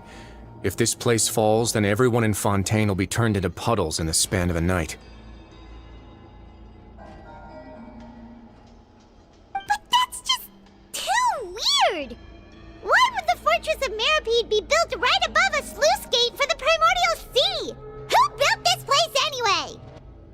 Your expression tells me you think this might be part of a vast, complicated conspiracy. To be honest, you might find the actual answer may be exceedingly boring. It's just that the secret of the Forbidden Zone had been long forgotten by the nation before I rediscovered it with my research. There's no single founder of the Fortress of Meripede in any traditional sense. What we know about its history has been left to us by the people who used to live here. When the previous Hydro Archon Egeria ruled the land, all convicted criminals from Fontaine were exiled. The people drove the criminals away like a wolf pack chasing away the banished. The criminals received no sympathy of any kind from the people. They were exiled to the desolate seaside, where they experienced only pain, struggle, and the bone-chilling cold. Some of them began to repent, and prayed to the Hydro Archon, asking if there was still anything they could do. The Hydro Archon took pity on them, and said, "You may go guard my secret, deep underneath the waves." And so, leaning on the power of the Hydro Archon, they gathered underneath the sea and began to build a fortress. They became a community down there in the deeps, and over the years helped it to grow. As the number of exiles increased, more and more people joined the community. When the first group of exiles died, they left the yet unfinished fortress to their successors.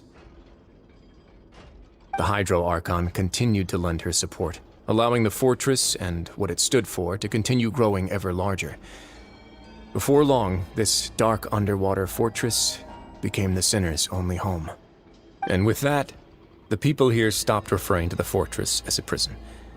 They saw themselves as repenting sinners who would regain their freedom once they had sufficiently redeemed themselves. But as time went on, people also realized that the fortress was a lonely place. Once they had gotten used to life here, they could no longer feel comfortable living in the overworld. Once they had finished serving their sentences, some people left and some others chose to stay. They'd find some idle position and let their withered souls fade away with the ancient secrets of the past. After many, many centuries, few people still remember the reason for the fortress's founding.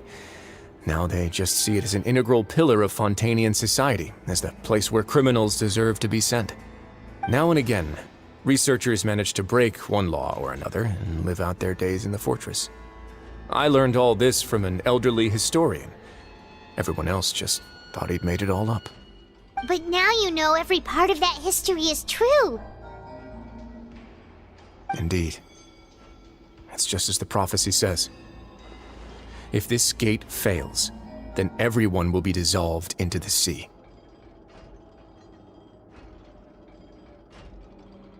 To be frank, not really. But sadly, that hasn't stopped this prophecy from proving all too accurate. Prophecies are troublesome things. Just hearing one will create the first wave of panic. Seeing signs of it will bring about the second, and actually witnessing it in real time, the third.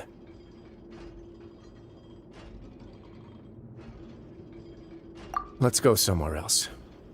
I want to show you something.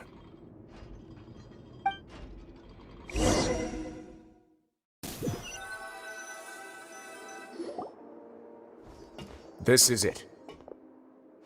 Your Grace, perfect timing. The results from our last round of experiments have... Wait, Jurier, he's not alone! Huh? Lorvine and Jurier? No need to panic, you two. I've already told them about our plan. What? After you warned us not to tell a single soul about any of this? I'm skeptical as well. Are you sure they are trustworthy? The results speak for themselves, don't they? These two may already know more than you could ever imagine. All right then, if Your Grace insists. They seem harmless enough, so I'll trust them for now. Well, how about some reintroductions? This is Jurier, one of the highest-ranked researchers from the Fontaine Research Institute. He used to work under Edwin.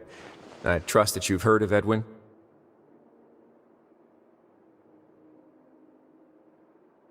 Good. Saves me a bit of time explaining. Edwin's main areas of research were archaeum and gravimeters. As his assistant, Jurier is quite familiar with them as well. I hired him to be my technical consultant. You want to blow up the fortress of Meripede? Ah, what a lovely idea. I'm already imagining it in my head. Gotta admit, I'm tempted as well. Guys, focus! Focus! That taskmaster over there is Miss Lorvine, and is also one of my technical consultants. While Jurier used to be Edwin's assistant, she used to be Jurier's assistant. Ooh, are they together? See, everyone keeps asking this question. Are you too sure you're not a couple and just using your work as a convenient cover? Your Grace, I am not in a relationship with this man. If I dated her, I'd officially be madder than Edwin. Jeez, forget I said anything then. Follow me. Whoa, there's another door that goes right up. Your constant amazement makes it seem like the fortress can do anything. But Paimon really thinks everything's super cool.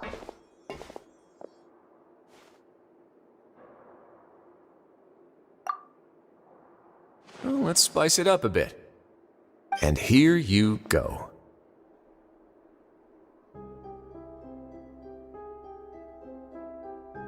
What a huge ship? This is also a production zone that Paimon's never seen before. What's going on? How much do you know about Fontanian history? Not much at all. Well, then maybe you haven't heard the story of ancient Lemuria. To give you a quick rundown, Fontaine used to be ruled by the Lemurian dynasty. According to legend, the Lemurian king Remus came to this land after being inspired by divine revelation and found the seer Sibila, who had taken on the form of a golden bee. Taking the golden bee with him and riding on a huge ship, the Fortuna, he created his nation above the surging waves. He called his nation Lemuria and used the Fortuna to incessantly search for new tribes and islands, calling on them to join his empire. There's a ship in this story too? Where there's water, there'll be ships. People believe that hope can always be found at the end of a voyage. Do you believe that too? To a point, I think. As you've already seen, I have a whole factory's worth of labor, materials, and technology at my disposal. Certainly can't hurt to give it a try. So the moment I began to speculate that the primordial sea might lie underneath the gate, I also began this project. Were you inspired by the legendary Fortuna? Maybe. Fontanians need something to hold on to cope with the impending disaster. Were the workers to find out the truth behind this ship, riots would destroy the fortress faster than any catastrophe. As the fortress's administrator, I'd never make such a reckless call. Alright, that's enough talking for now. I'll need another 3 cups of tea to soothe my throat. Do you have any other questions? Seems like you're good. Come on, I'll take you back.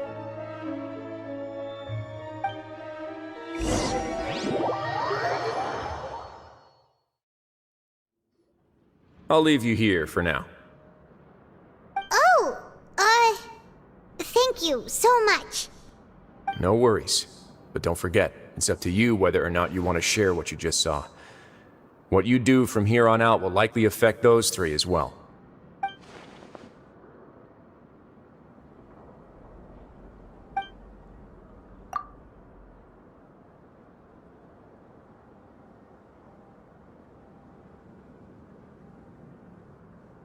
Yeah, we'll put a lot of thought into it for sure. Great. I look forward to what happens next.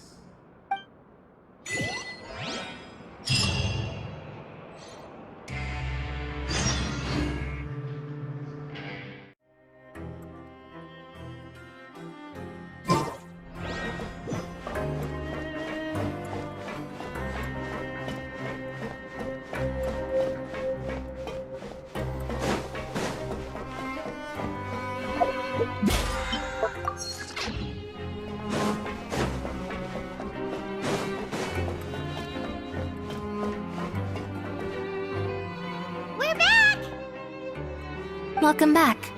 Do you want a cup of tea? How can you be so much like Risley, always drinking tea? Huh. Actually, now that you mention it, I just remembered something now.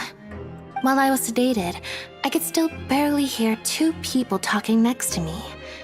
They were discussing everything, from the leaves to the water and even the teacups themselves. Must have been Risley and Sejuin.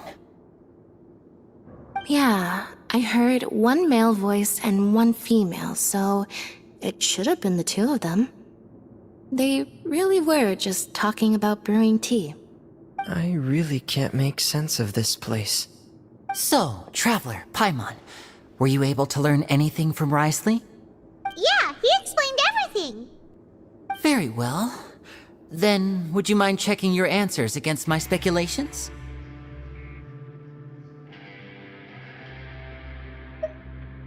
Yeah, I took the time to rest, so I'm feeling a lot more relaxed now. Nobody else is around, and Miss Sejuin is also busy with something or other, so let's just talk here. All right, then I'll posit my theories. I asked myself 3 questions. Firstly, why was Fremine affected by the primordial seawater? It was because he dove into the sea. My theory is, the long-lost primordial sea is probably very close to the fortress of Meropide. Ooh, he's good. He got that right on the first try. That's our Lenny. Secondly, Risley's attitude changed dramatically during the course of our stay here. He ignored us completely at first, then suddenly roadblocked us. Why? I spent quite a long time thinking about this. If he has been monitoring the Fatui since the very beginning, he probably ignored us at first because he was hoping we could find Master Child for him. What's more, the Fortress of Meropide is not part of Fontaine's court system, nor does it report to Eudex Nervulet. Risley is basically the king of a no-man's land. As long as the fortress doesn't do anything about Master Child's disappearance, Father can use it to pressure the Fontaine authorities. And while the two factions are pitted against each other, Risley will be free to move between the parties of interest.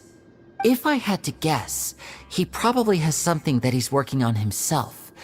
It's likely related to the secret of the infirmary, but I just can't think of what it could be.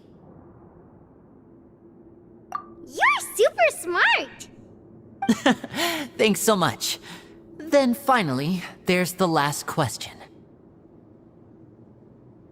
If Risley does have a plan, what could it be? All I know for now is that his plan probably has something to do with the changing nature of the seawater.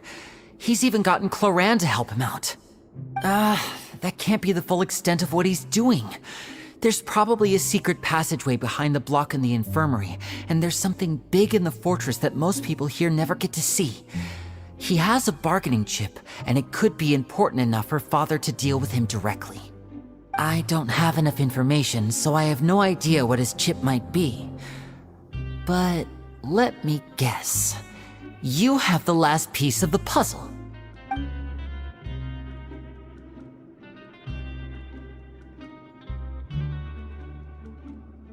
I can't believe it.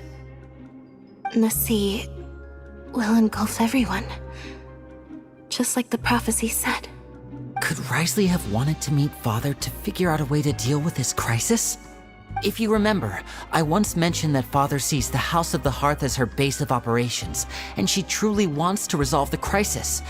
But how could Risley have known that?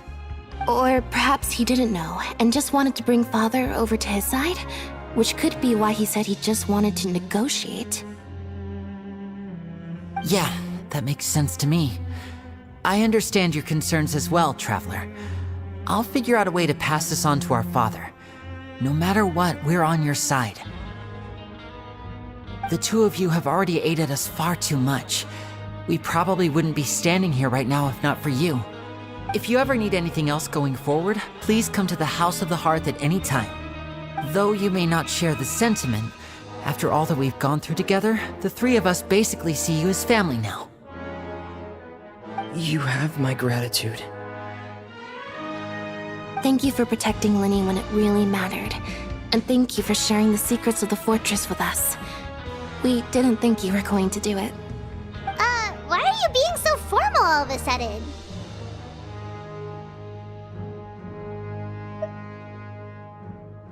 Given your strength, you might not need our help at all. But if you are ever in danger, we will try our best to protect you. Aww, the sound of that makes Paimon feel all warm and safe inside.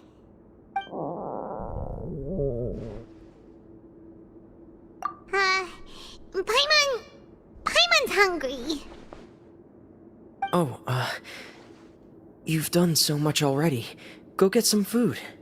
Alright, then we'll catch you guys another time.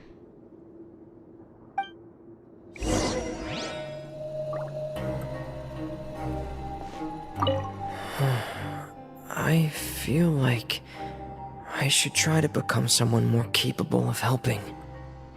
You're incredibly helpful. Lenny thinks so too. Yeah, you two are always telling me not to push myself, but aren't you just like that as well?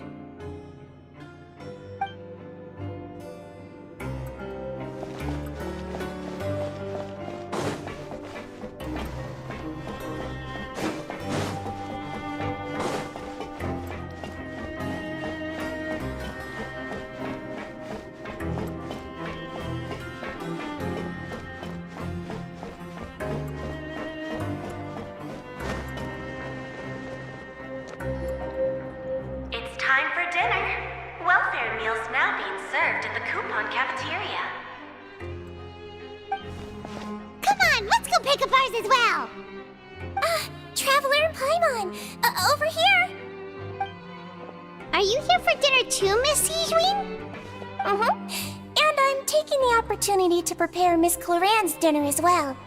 Huh. You're right. She's actually sitting in the fortress cafeteria. What would you like to eat? Yep, you can. I've already talked to our chef, Mr. Wolsey. It's all on me today, so you can get whatever you'd like.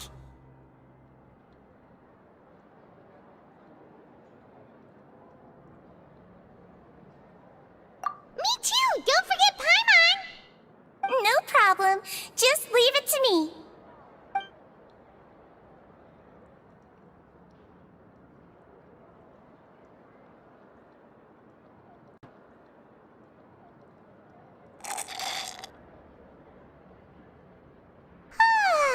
So delicious.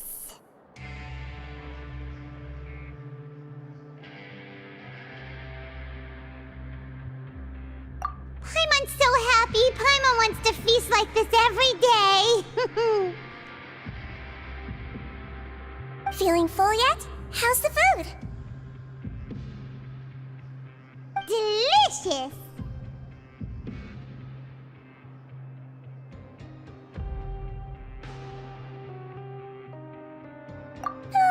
I'm so glad to see you all so happy.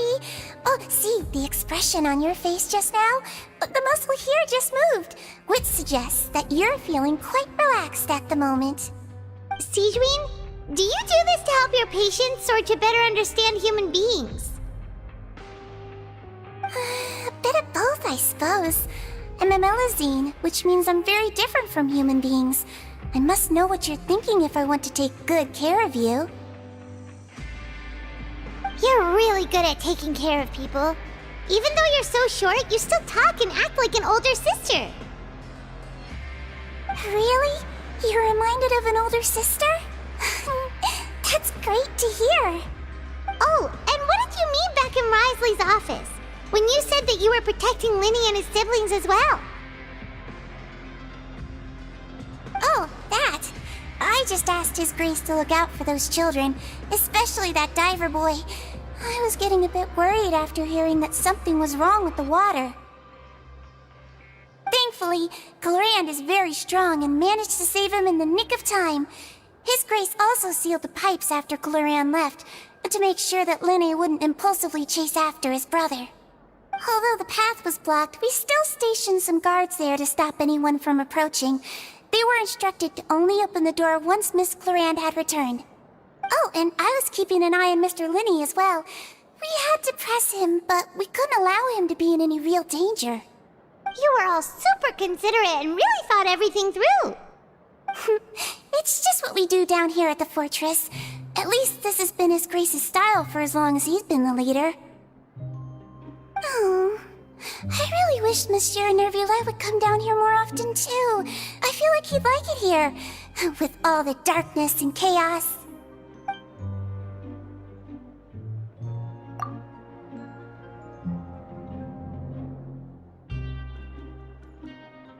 Get a good night's rest, you two. You both worked very hard.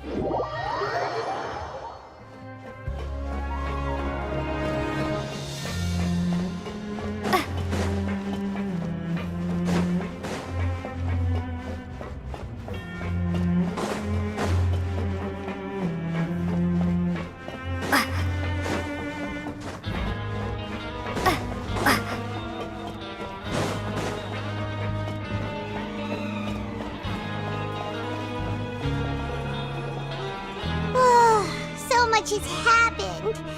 Paimon just feels absolutely exhausted now that she's finally relaxed. Paimon's super sleepy. Are you sleepy too?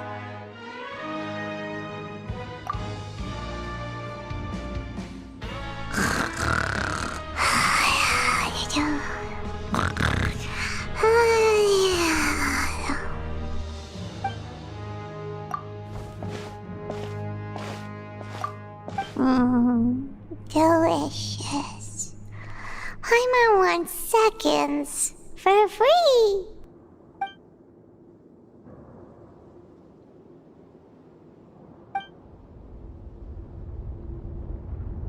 Out of my way! Get out of my way! What happened? Why is everyone running? No idea, but something must have happened. Stop asking! Who's yelling? Paimon still wants to sleep.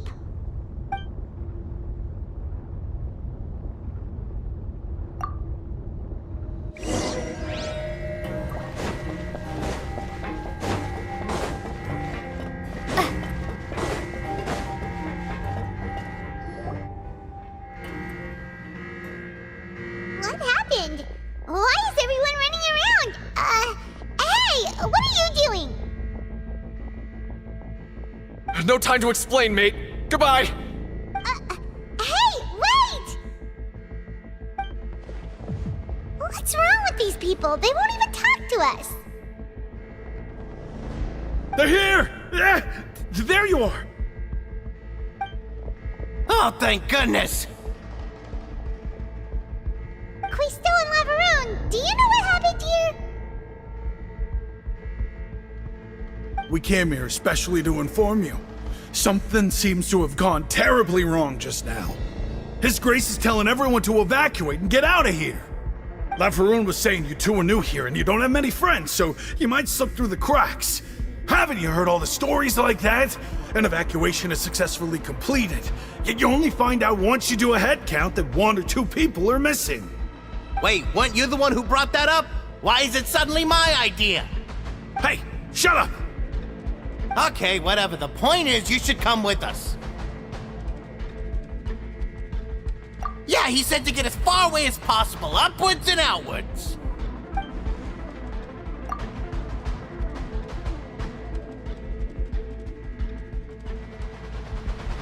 Oh no, it can't be that thing! Whoa, wait, what? What? Hey, where are you going? We have to go find the Duke! You two just go and get out! Go on without us! Hey! Be careful! Attention! Please evacuate upwards and outwards, upwards and outwards. If you're already at the topmost layer, then try to move as far outwards as possible.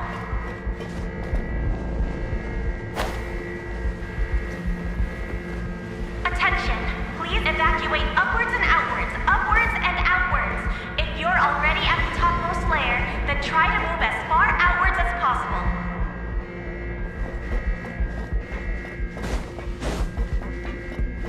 Attention.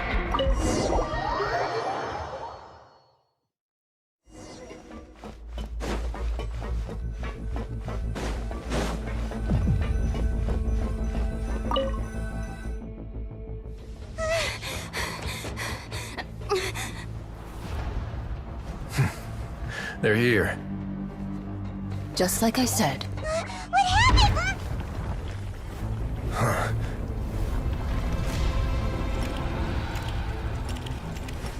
You're just in time. But be ready to run.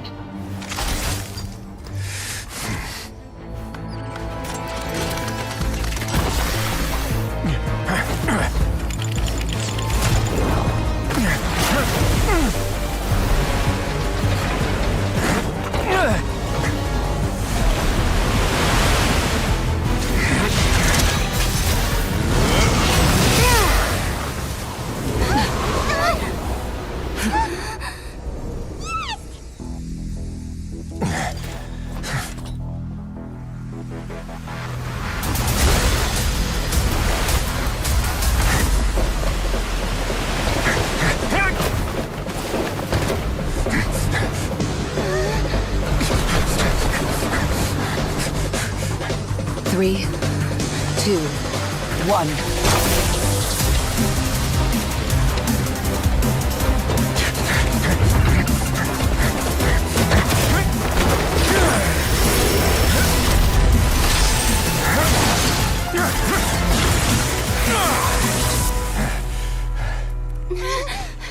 This won't hold it for long. Find Neuvillette. Tell him the defenses are about to collapse. Then what will happen to you? Until he arrives, we're the last line of defense.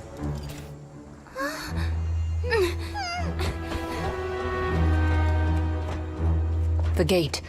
How long do you think it'll hold? That depends on us.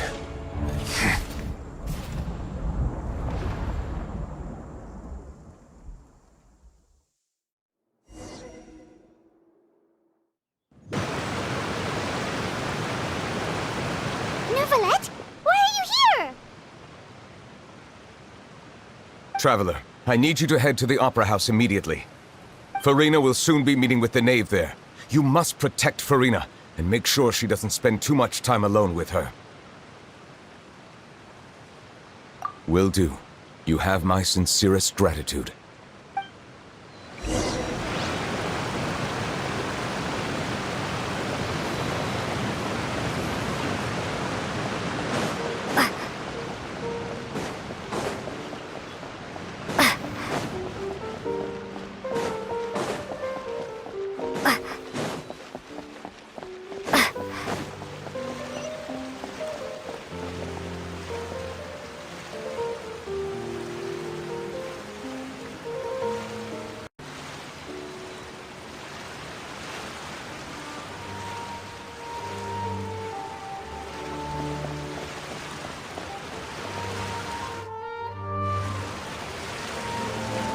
Look! There are a ton of Fatilian Palais Mermonia people over there! The knave is probably here already. We need to hurry! Are you two the traveler in Paimon? Monsieur Neuvillette has left instructions. Please follow me. Though I'm sure he's already explained, this should be a mostly cordial conversation, unlikely to give rise to violence. But it would be most appreciated if you could protect Lady Farina to the best of your abilities.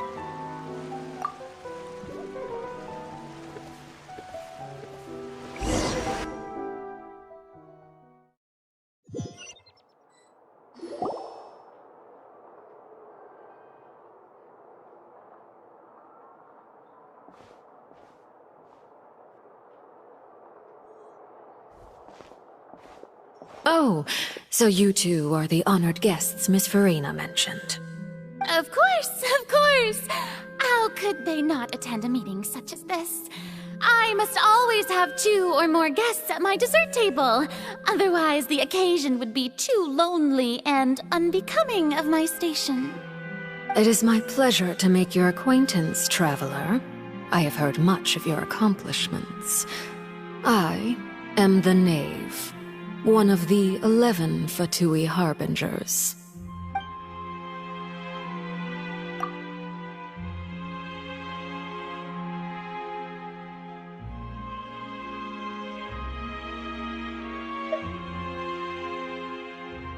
I've already prepared seats for you. Come, sit beside me. Perhaps you two are unaware of how Miss Farina and I do things. You see, we actually recently agreed to get together for tea when we had the time. See this? This is a limited type of confectionery that Miss Farina simply adores. There are only 16 slices sold every day. Here, why don't you and Paimon have a taste?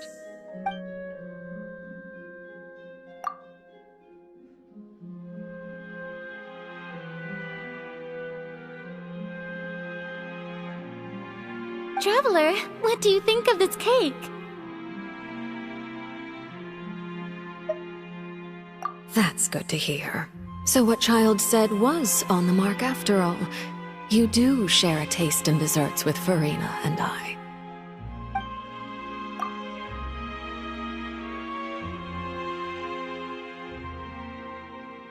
I wonder how he's doing nowadays. You must have heard, right? He's suddenly gone missing. I'm really worried about his safety, you know. Here's to hoping that he's an excellent swimmer. Since we're talking about him, I feel like I should add something. His martial prowess really looked certainly pretty impressive, yeah.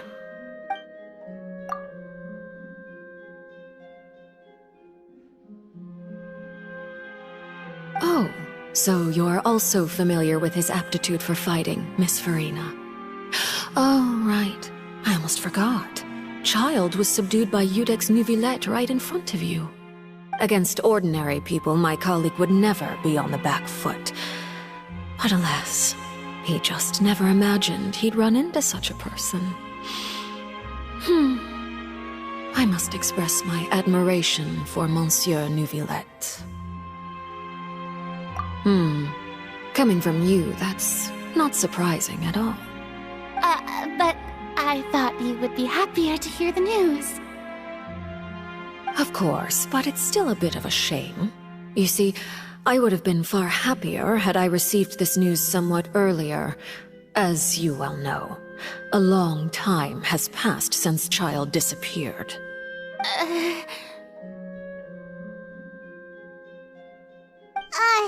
Well, in any case, there's no need to worry. We know for sure that Child is still alive. Oh, and just how do you know that? Because we found evidence that proved he left the Fortress of Mirapede. And where did he go after leaving the fortress? Well...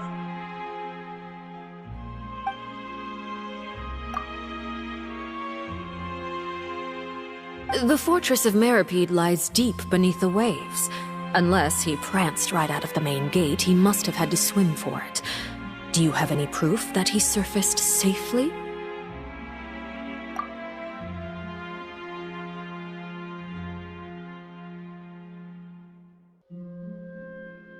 Ah, that is good news at least.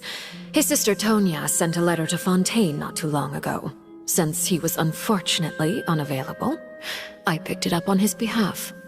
Do you have any idea how he usually writes back to his family? Dear Tonya, your letter made me feel like we were still enjoying our time in Snezhnaya together. I'm currently admiring the scenery on the streets in front of the Opera House. Is it something like that?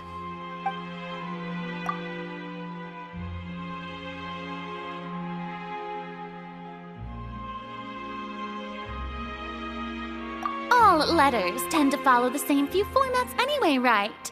As long as the contents are accurate, it doesn't matter so much how it's written or how it's worded. Huh?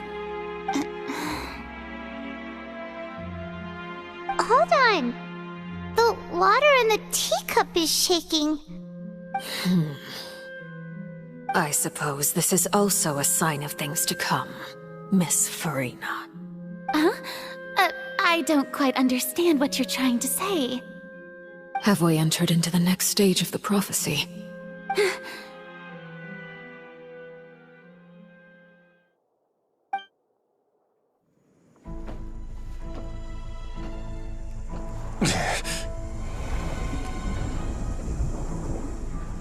My thanks to you both. I will take it from here.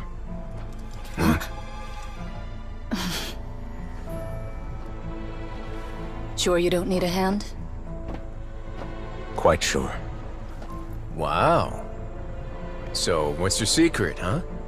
Let me guess. Nah, who knows? Maybe it's just your sense of responsibility.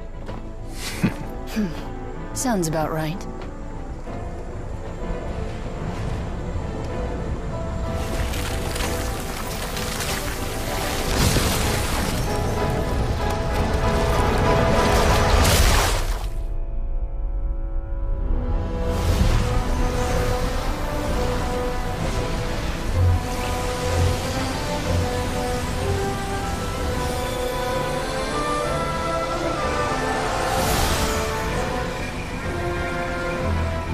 Day may come when the prophecy is fulfilled, and the waters burst forth.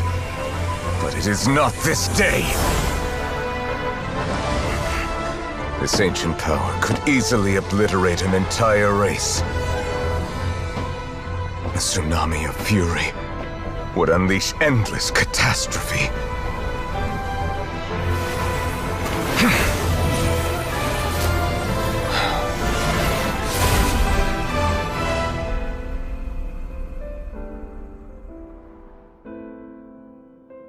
This sentence is too severe. Forgive me for overruling it.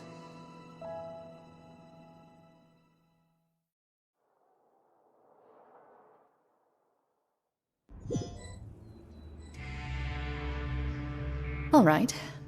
Seems like the problem inside has been suppressed. Let me guess, we're safe for now. Indeed. But only for now. I win this bet. You owe me a present. Very well. It was indeed just as you said. You made a bet? We made a bet on the size of your entourage. Cloran thought you wouldn't come down by yourself. I figured you would have at least brought a few people along for appearance's sake. It appears I underestimated just how confidential the mission was. Shouldn't you have gotten used to confidential missions by now? That's just how the courts operate. So what gift must the loser give? Tea? He already has tons of tea in his office. I'm thinking about a set of legal codices. That wouldn't happen to be a dig at my lack of legal awareness, would it? Well, I'm sure His Grace doesn't consider the fortress to be outside the law. I was under the impression the residents of a place like this would be uninterested in the legal codices. That was obviously a joke. Anyway, you've still got some unfinished business to attend to in the overworld, correct? No need to stay here if you have a pressing matter. We all know you can't leave Palais Mermonia for long. Thank you. I hope everything went smoothly with the Fatui Harbinger.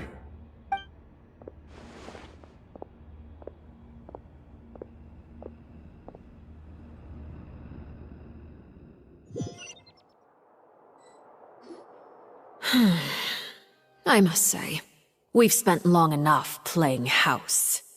Miss Farina, as the Hydro Archon, I am sure you understand the exact meaning of the phenomenon we just witnessed.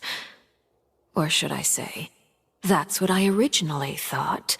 But looking at your expression, was I wrong? And you haven't a clue? What are you trying to say? At this point, I don't think there's any more need to speak as diplomatic representatives. Allow me to speak to you now as just a Fontainian. You know the prophecy by heart, and also that every part of it is being proven true. Yet, here you are relaxing, drinking tea, and eating desserts as if it's all nothing more than a few stray bugs in your garden. Do you really think that's acceptable? The prophecy's hanging above our necks like a guillotine. Every faction is looking for a way to either avert the disaster or save their own. Even the orphans of the House of the Heart have devoted everything to saving their homeland. But you?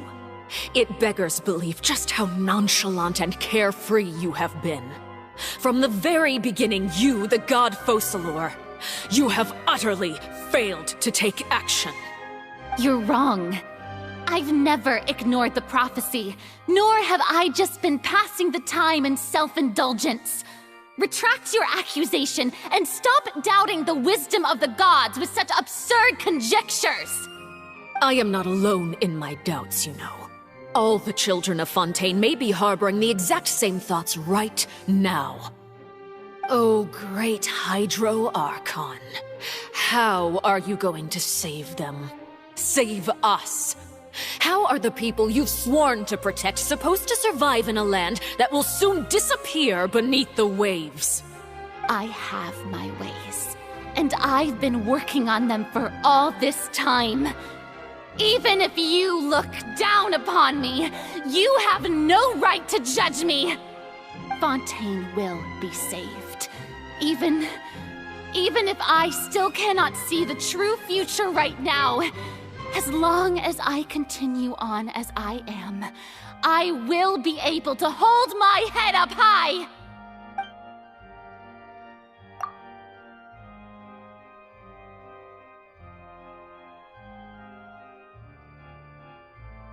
Then I ask you, Miss Farina, just what have you been working on? Where can we see it, and what is it doing to help?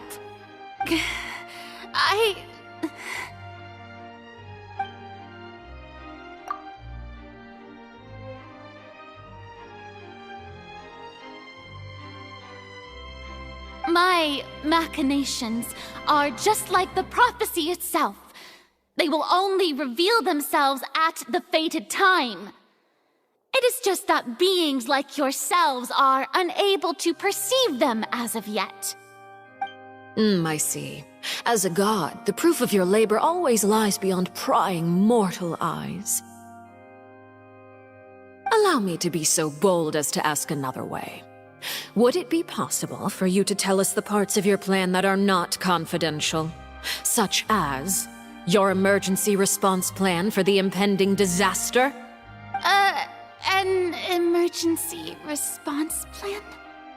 Oh, that look in your eyes. Have you not even prepared one of those? The emergency response plan is also strictly confidential. Then allow me to jog your memory. Miss Farina, what is the purpose of your Oratrice Mécanique d'Analyse Cardinal? And what do you plan to do with the massive amounts of indemnitium that has accumulated over the years? The Oratrice? It's just like it appears to be. So you also have no idea. If I'm not mistaken, someone's using it to prepare for something. But unfortunately, it would seem that someone is not you, Miss Farina. I first caught wind of this when Linny tried to investigate the Oratrice in the Opera House. You see, even just getting close to the core contaminated him with an extremely large amount of indemnitium. But even if that had nothing to do with you, then what could you possibly be working on, oh great Hydro Archon? Oh, right. I almost forgot. Udex Nouvillette is not at the tea party with us today. Miss Farina, I suppose you must have ordered him away to take care of some troublesome business. Yeah, yes, that's exactly right. Please keep it a secret for me. Of course I will. Although, I must say, Miss Farina, you seem quite insecure without the Udex by your side. Oh, very well. Let's stop that conversation here. There are still a few slices of cake left, so please, help yourselves, everyone.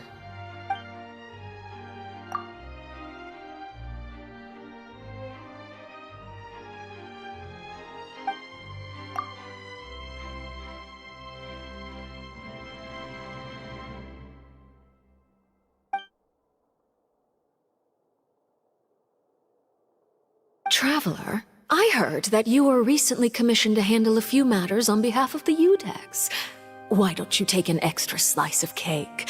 Those who work hard deserve gratitude and praise. You too, Paimon. Thank you. Paimon will take you up on that offer.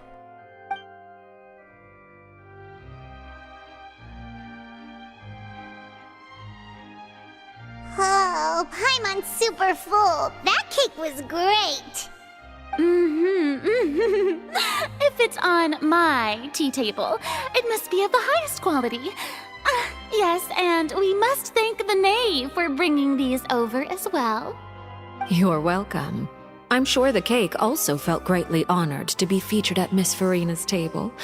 And I was merely catering to Miss Farina's tastes, seeking a chance to chat over tea. It is getting late. Why don't we call it a day? There are still a few matters that I need to take care of, so I must take my leave now. Very well. We'll end it here. Mind seeing me off, Traveler? We could use the opportunity to discuss Child before I must be on my way. Paimon's coming too!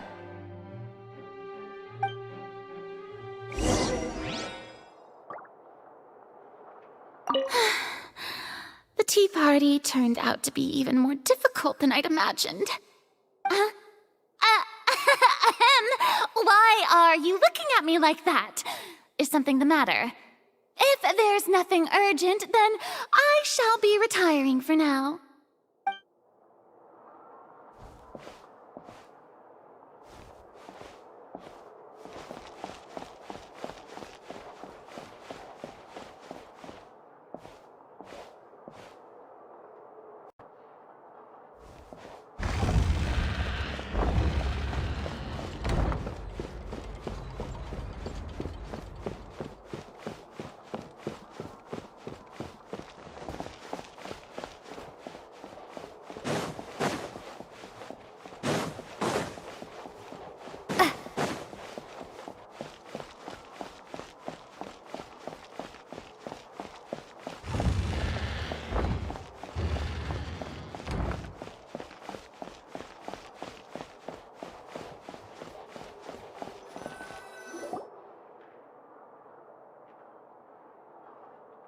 I'm glad that you were willing to come with me.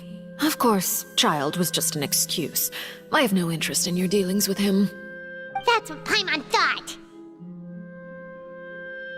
You lent your aid to the children of the House of the Hearth. As their father, I would like to express my gratitude.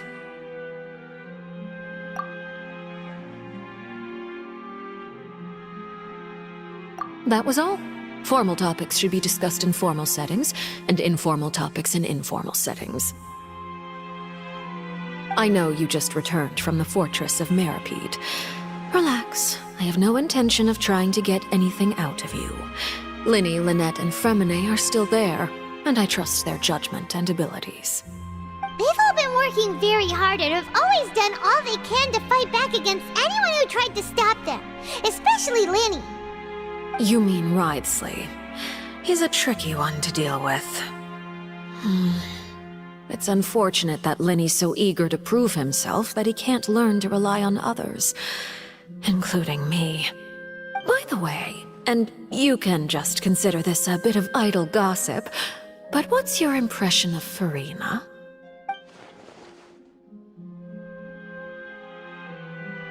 You are outside of our disputes, and the freest person in all of Fontaine, able to move around most easily. Allow me to share my perspective with you. And that's everything that happened during the trial.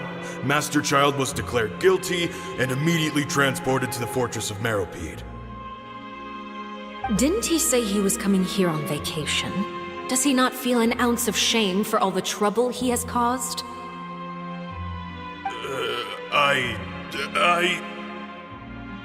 Forget it. He did give us an opportunity. I will be meeting someone shortly. Do you require help with any preparations? No need. I will take care of it myself. I need to meet with Farina, the Hydro Archon. She is at the heart of Fontaine. But what's fascinating about her is that she often seems more like a celebrity than a working Archon. Oh? Come over here, you little critter, you!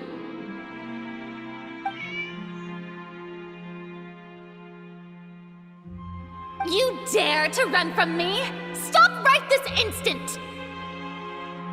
My goal is just to discover the location of the Gnosis.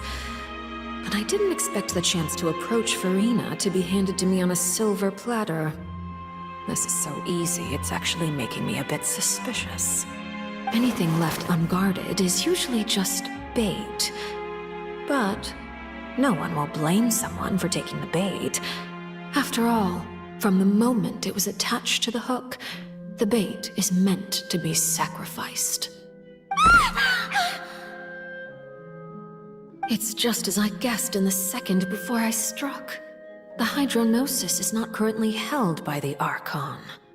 In fact, this Archon doesn't seem like a god at all.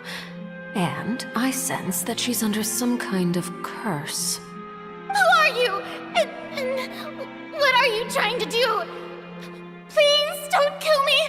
I'm begging you, please! The fear in her pupils is genuine, so perhaps she's not bait after all. Either way, targeting her has lost all meaning. I left the scene with ease. Nobody came looking for me, and nobody could serve as a witness to my near assassination of Focalor. I suspect even Farina dares not mention this incident to anyone. Not long after, my informants confirmed what I had guessed. After returning to her quarters, Farina quietly cried alone. She was so scared that she could not sleep that night, nor could she even bring herself to eat her cake. There's no doubt that there's something wrong with her. I began to entertain the possibility that she is not the true Hydro Archon. Perhaps Iudex Neuvillette is actually the genuine article. I have to find the Gnosis. If the Neuvillette hypothesis is correct, he is probably in possession of it. Alternatively, it might have been hidden in a place that's hard for ordinary people to access. Yes, Father. My dear children, please speak. News from the fortress of Meripede. Master Child has gone missing. On top of that, the contacts and guards we bribed at the fortress have all gone quiet as well. Probably the handiwork of that Wriothesley. I'm afraid so. This is a good opportunity. The value of a Harbinger is much higher than most would imagine. We now have an excuse to exert diplomatic pressure on the Fontaine authorities. Set up a meeting for me. I would like to meet the Hydro Archon and Iudex Neuvillette. Oh, and I have an additional mission for you three. Yes, Father. Tartaglia's disappearance was not a part of my plan, but I can use it to make a breakthrough. With this as my excuse, I can ask for an official audience and continue my investigation of Farina and Iudex Neuvillette. The initiative belongs to the House of the Hearth. My wish to investigate the fortress of Meripede will be a front. Linny and his group will be responsible for the actual intelligence gathering.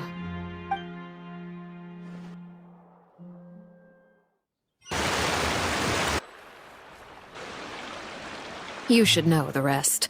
Lenny's group is quite close to you, so they wouldn't have hidden anything from you. You attacked the Hydro Archon? It wouldn't mean anything, even if you shouted it from the rooftops. After all, even Farina herself is still pretending that nothing of that sort ever happened. Alright then. I've now had 2 chances to enjoy tea with Farina.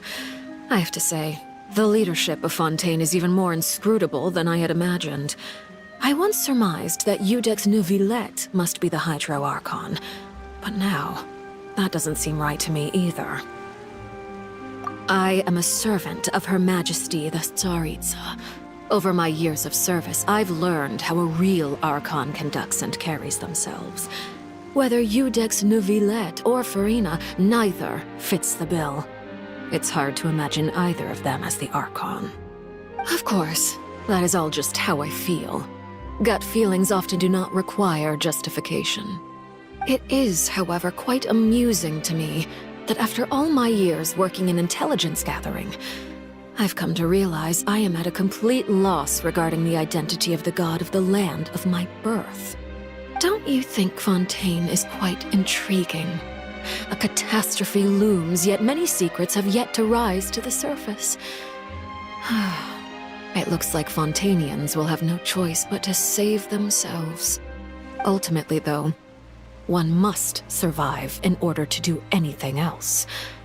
Should the need arise, I would be happy to cooperate with you. You don't need to commit to anything right now, of course.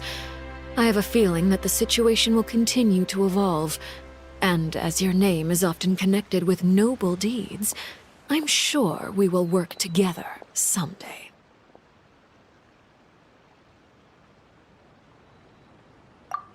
He certainly returned quickly. You must want to catch up with each other, so I'll leave you to him.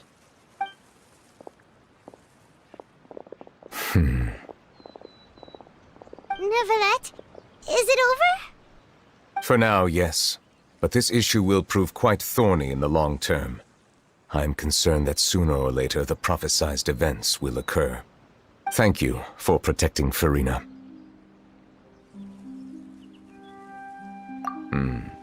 To put it simply, I used my power to force back the Primordial Sea and reseal the sluice gate.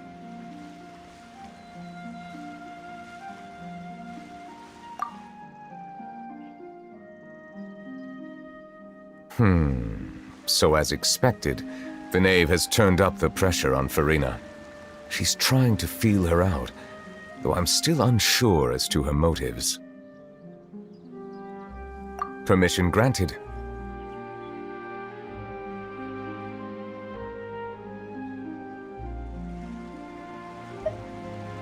Whoa. It can't be that you're the real Hydro Archon, right? But that's just a speculation on our part, though. You can't tell us?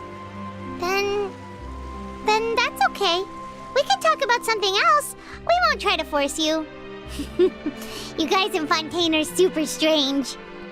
If by the phrase, "you guys," you are referring to Farina and I, then although I'm not sure just what you are trying to imply, I must clarify that I do not share her positions on a multitude of topics.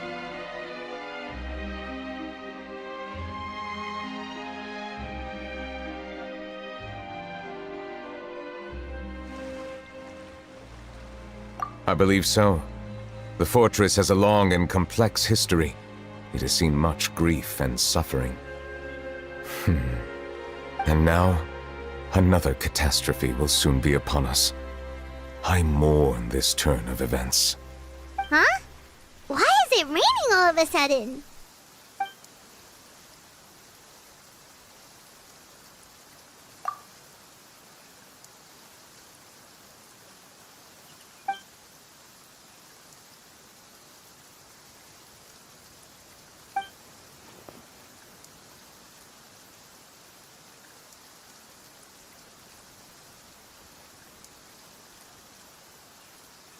You may be closer to the truth than you think. Oh? And what are you thinking? The dragon of... what? Huh? Please do not be so surprised. Farina? Neuvillette! My apologies. We were just guessing randomly. We didn't guess right, did we? You're not actually the Dragon Sovereign of Water, right? Well, if you don't want to confirm or deny... You guessed correctly. I sincerely hope you'll be able to keep this a secret for me. Right, of course. We'll definitely help you keep it a secret. There's still something Paimon wants to ask you, though. Please, go ahead.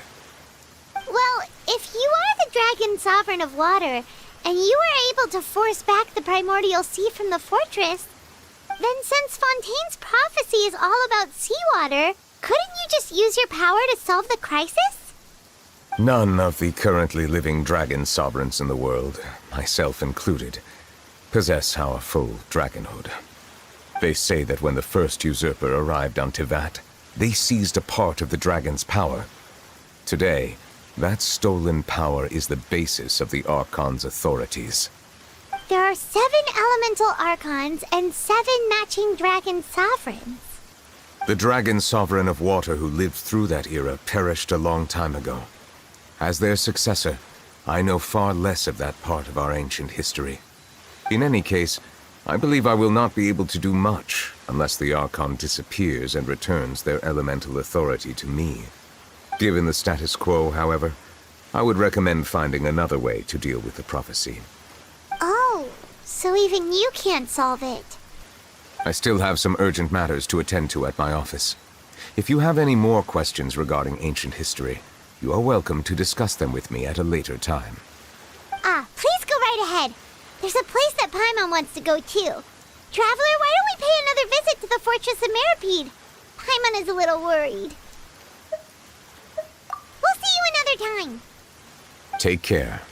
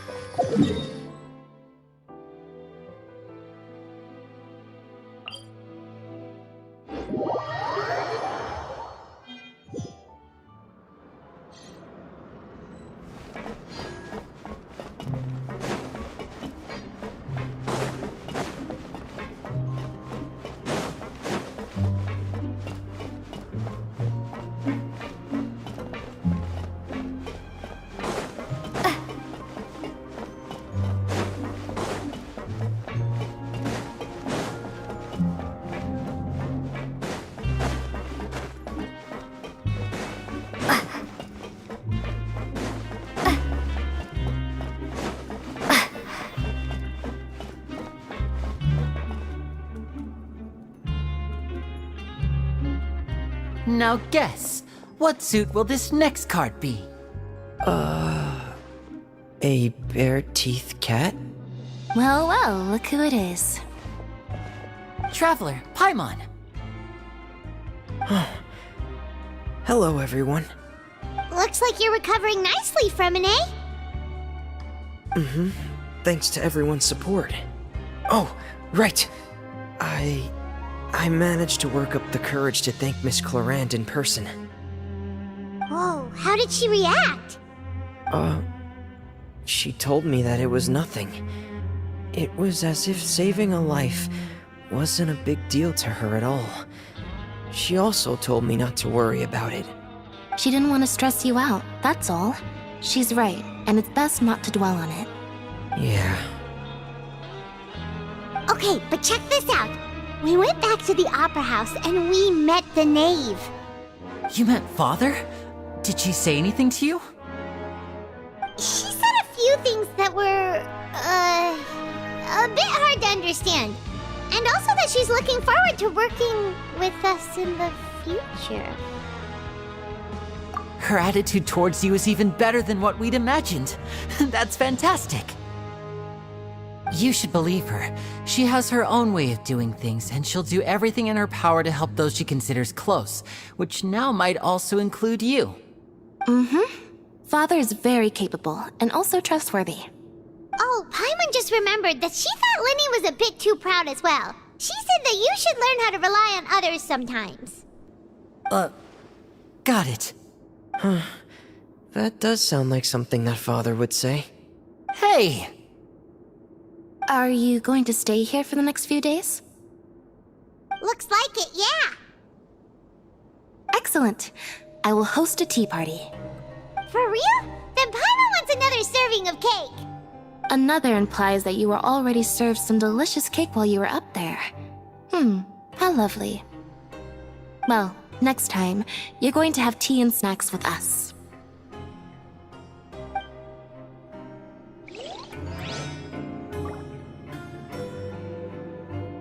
We should start preparing that tea party. Oh, that's a great idea. I'm all for it. I'll help you set it up.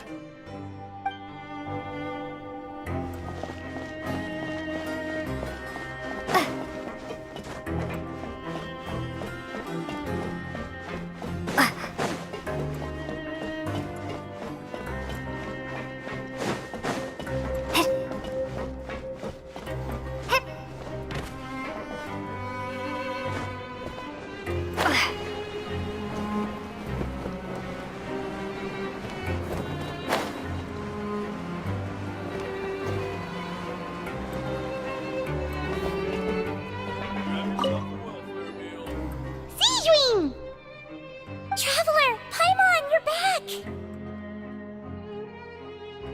Are you still doing alright? Did either of you get hurt? We're fine, but what about you guys? It was such a huge mess. How bad was it?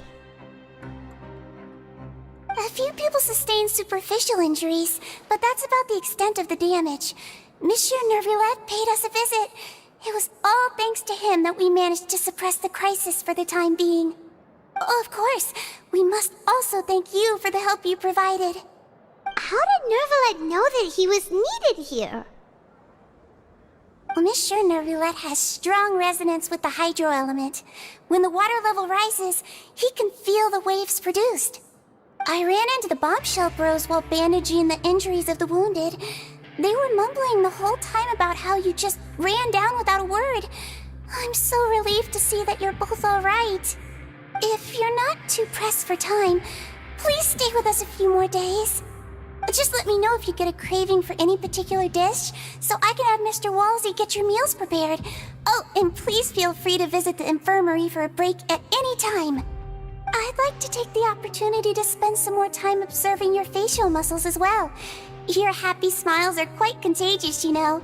They're so memorable, and I've missed them immensely while you were gone.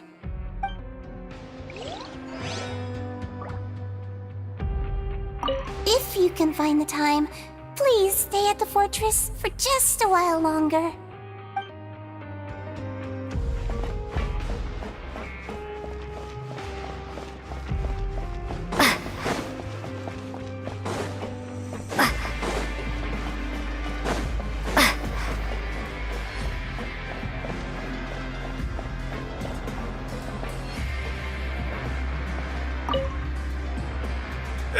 You guys are back? Crystal! Macaroon! You guys didn't get caught and thrown back down here, right? Huh? No, not at all. And here I thought you'd managed to escape from jail during all the commotion. I'd held you up as legendary jailbreakers, but now you're telling me you just never left? We're sorry, but we just had some business to take care of. All right. There's no need to get caught up in the details. We're just relieved to see you. He was super worried about you, you know. Hey, it wasn't just me. Weren't you super worried as well? Something like that, yeah. I was also transferred to work in the kitchen a few days ago. I can still hear Quisto mumbling to the carrots. Are those two all right? Do you think they made it out alive? Whenever he'd say that, I'd tell him I'm sure they're fine. Wherever they are, they're kicking back with drinks in hand, enjoying the lovely scenery. Hey, there's nothing wrong with worrying about your prison pals, is there? I mean, considering how they always love listening to all my gossip. These two. They sure are a lot warmer and friendlier than when Paimon first met them.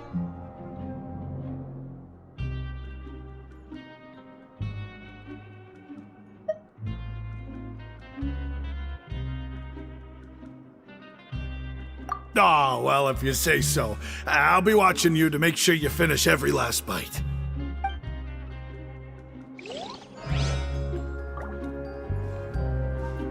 Hey, why don't we have a meal with those two one of these days? You want to cook for them yourself? Why not? Good chance to show them what I can do.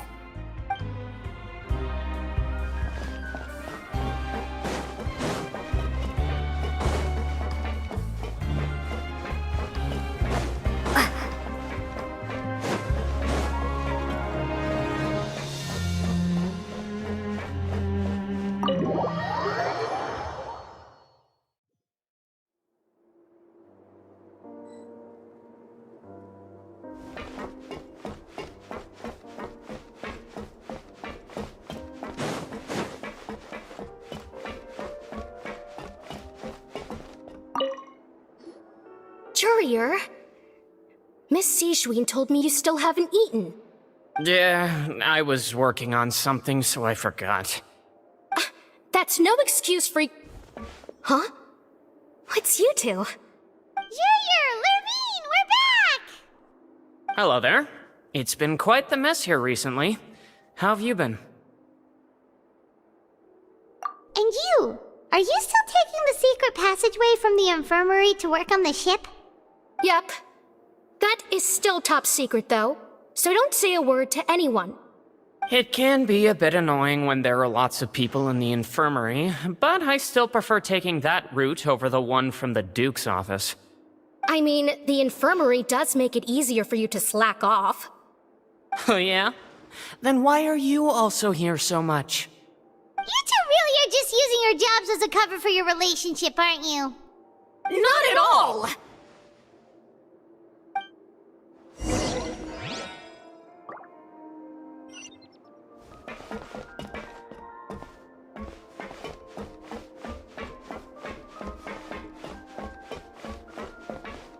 Courier, the rumors about us are literally everywhere now. Please do something about it. But it's not like I caused them by myself. All right. I'll try to do something about it when I can find the time.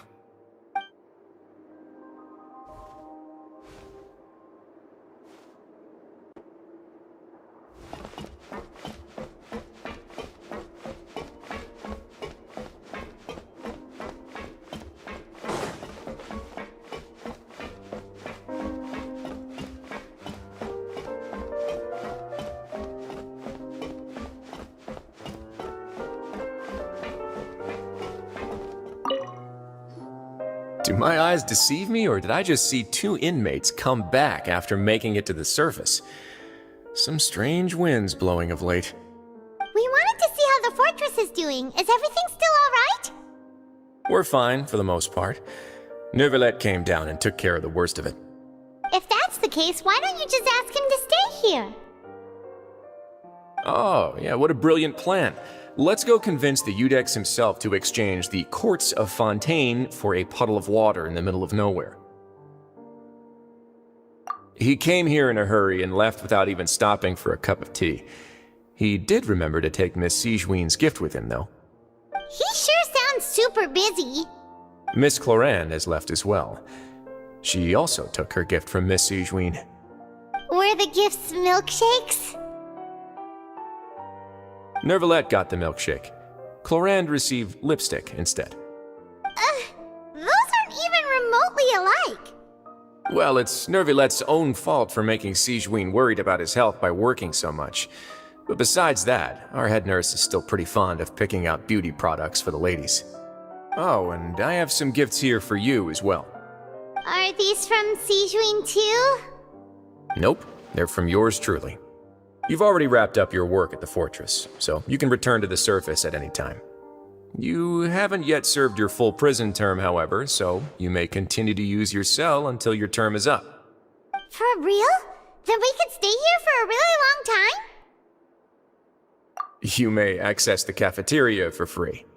Hooray! Just remember to come complete your paperwork once it's time for your release.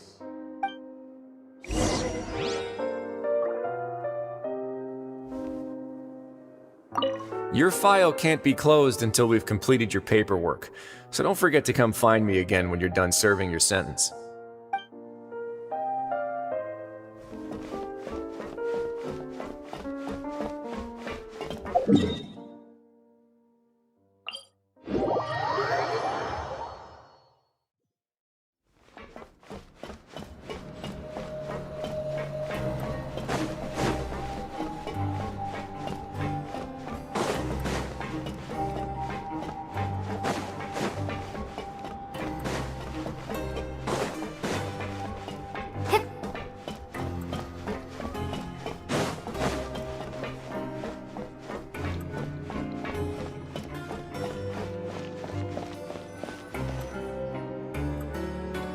We're back in our cell again.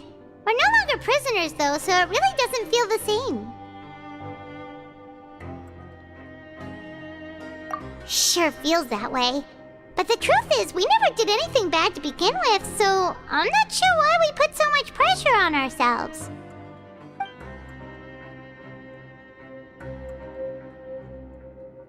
Huh? How did you know? Hey, that's not true! All right.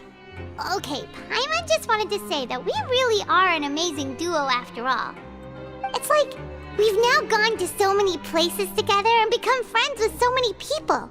We've never stopped traveling or stopped meeting new friends. There are so many bad things in the world, and we're just two people, but we've still been solving problems no matter where we go. Isn't that pretty cool?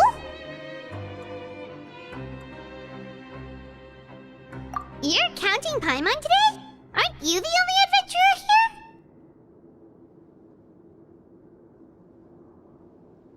Then let's ask Catherine to give Paimon an adventurer handbook as well. Paimon will also be an adventurer from today forward. Just our thoughts making Paimon giddy. Paimon's gonna crash, so you sleep soon too.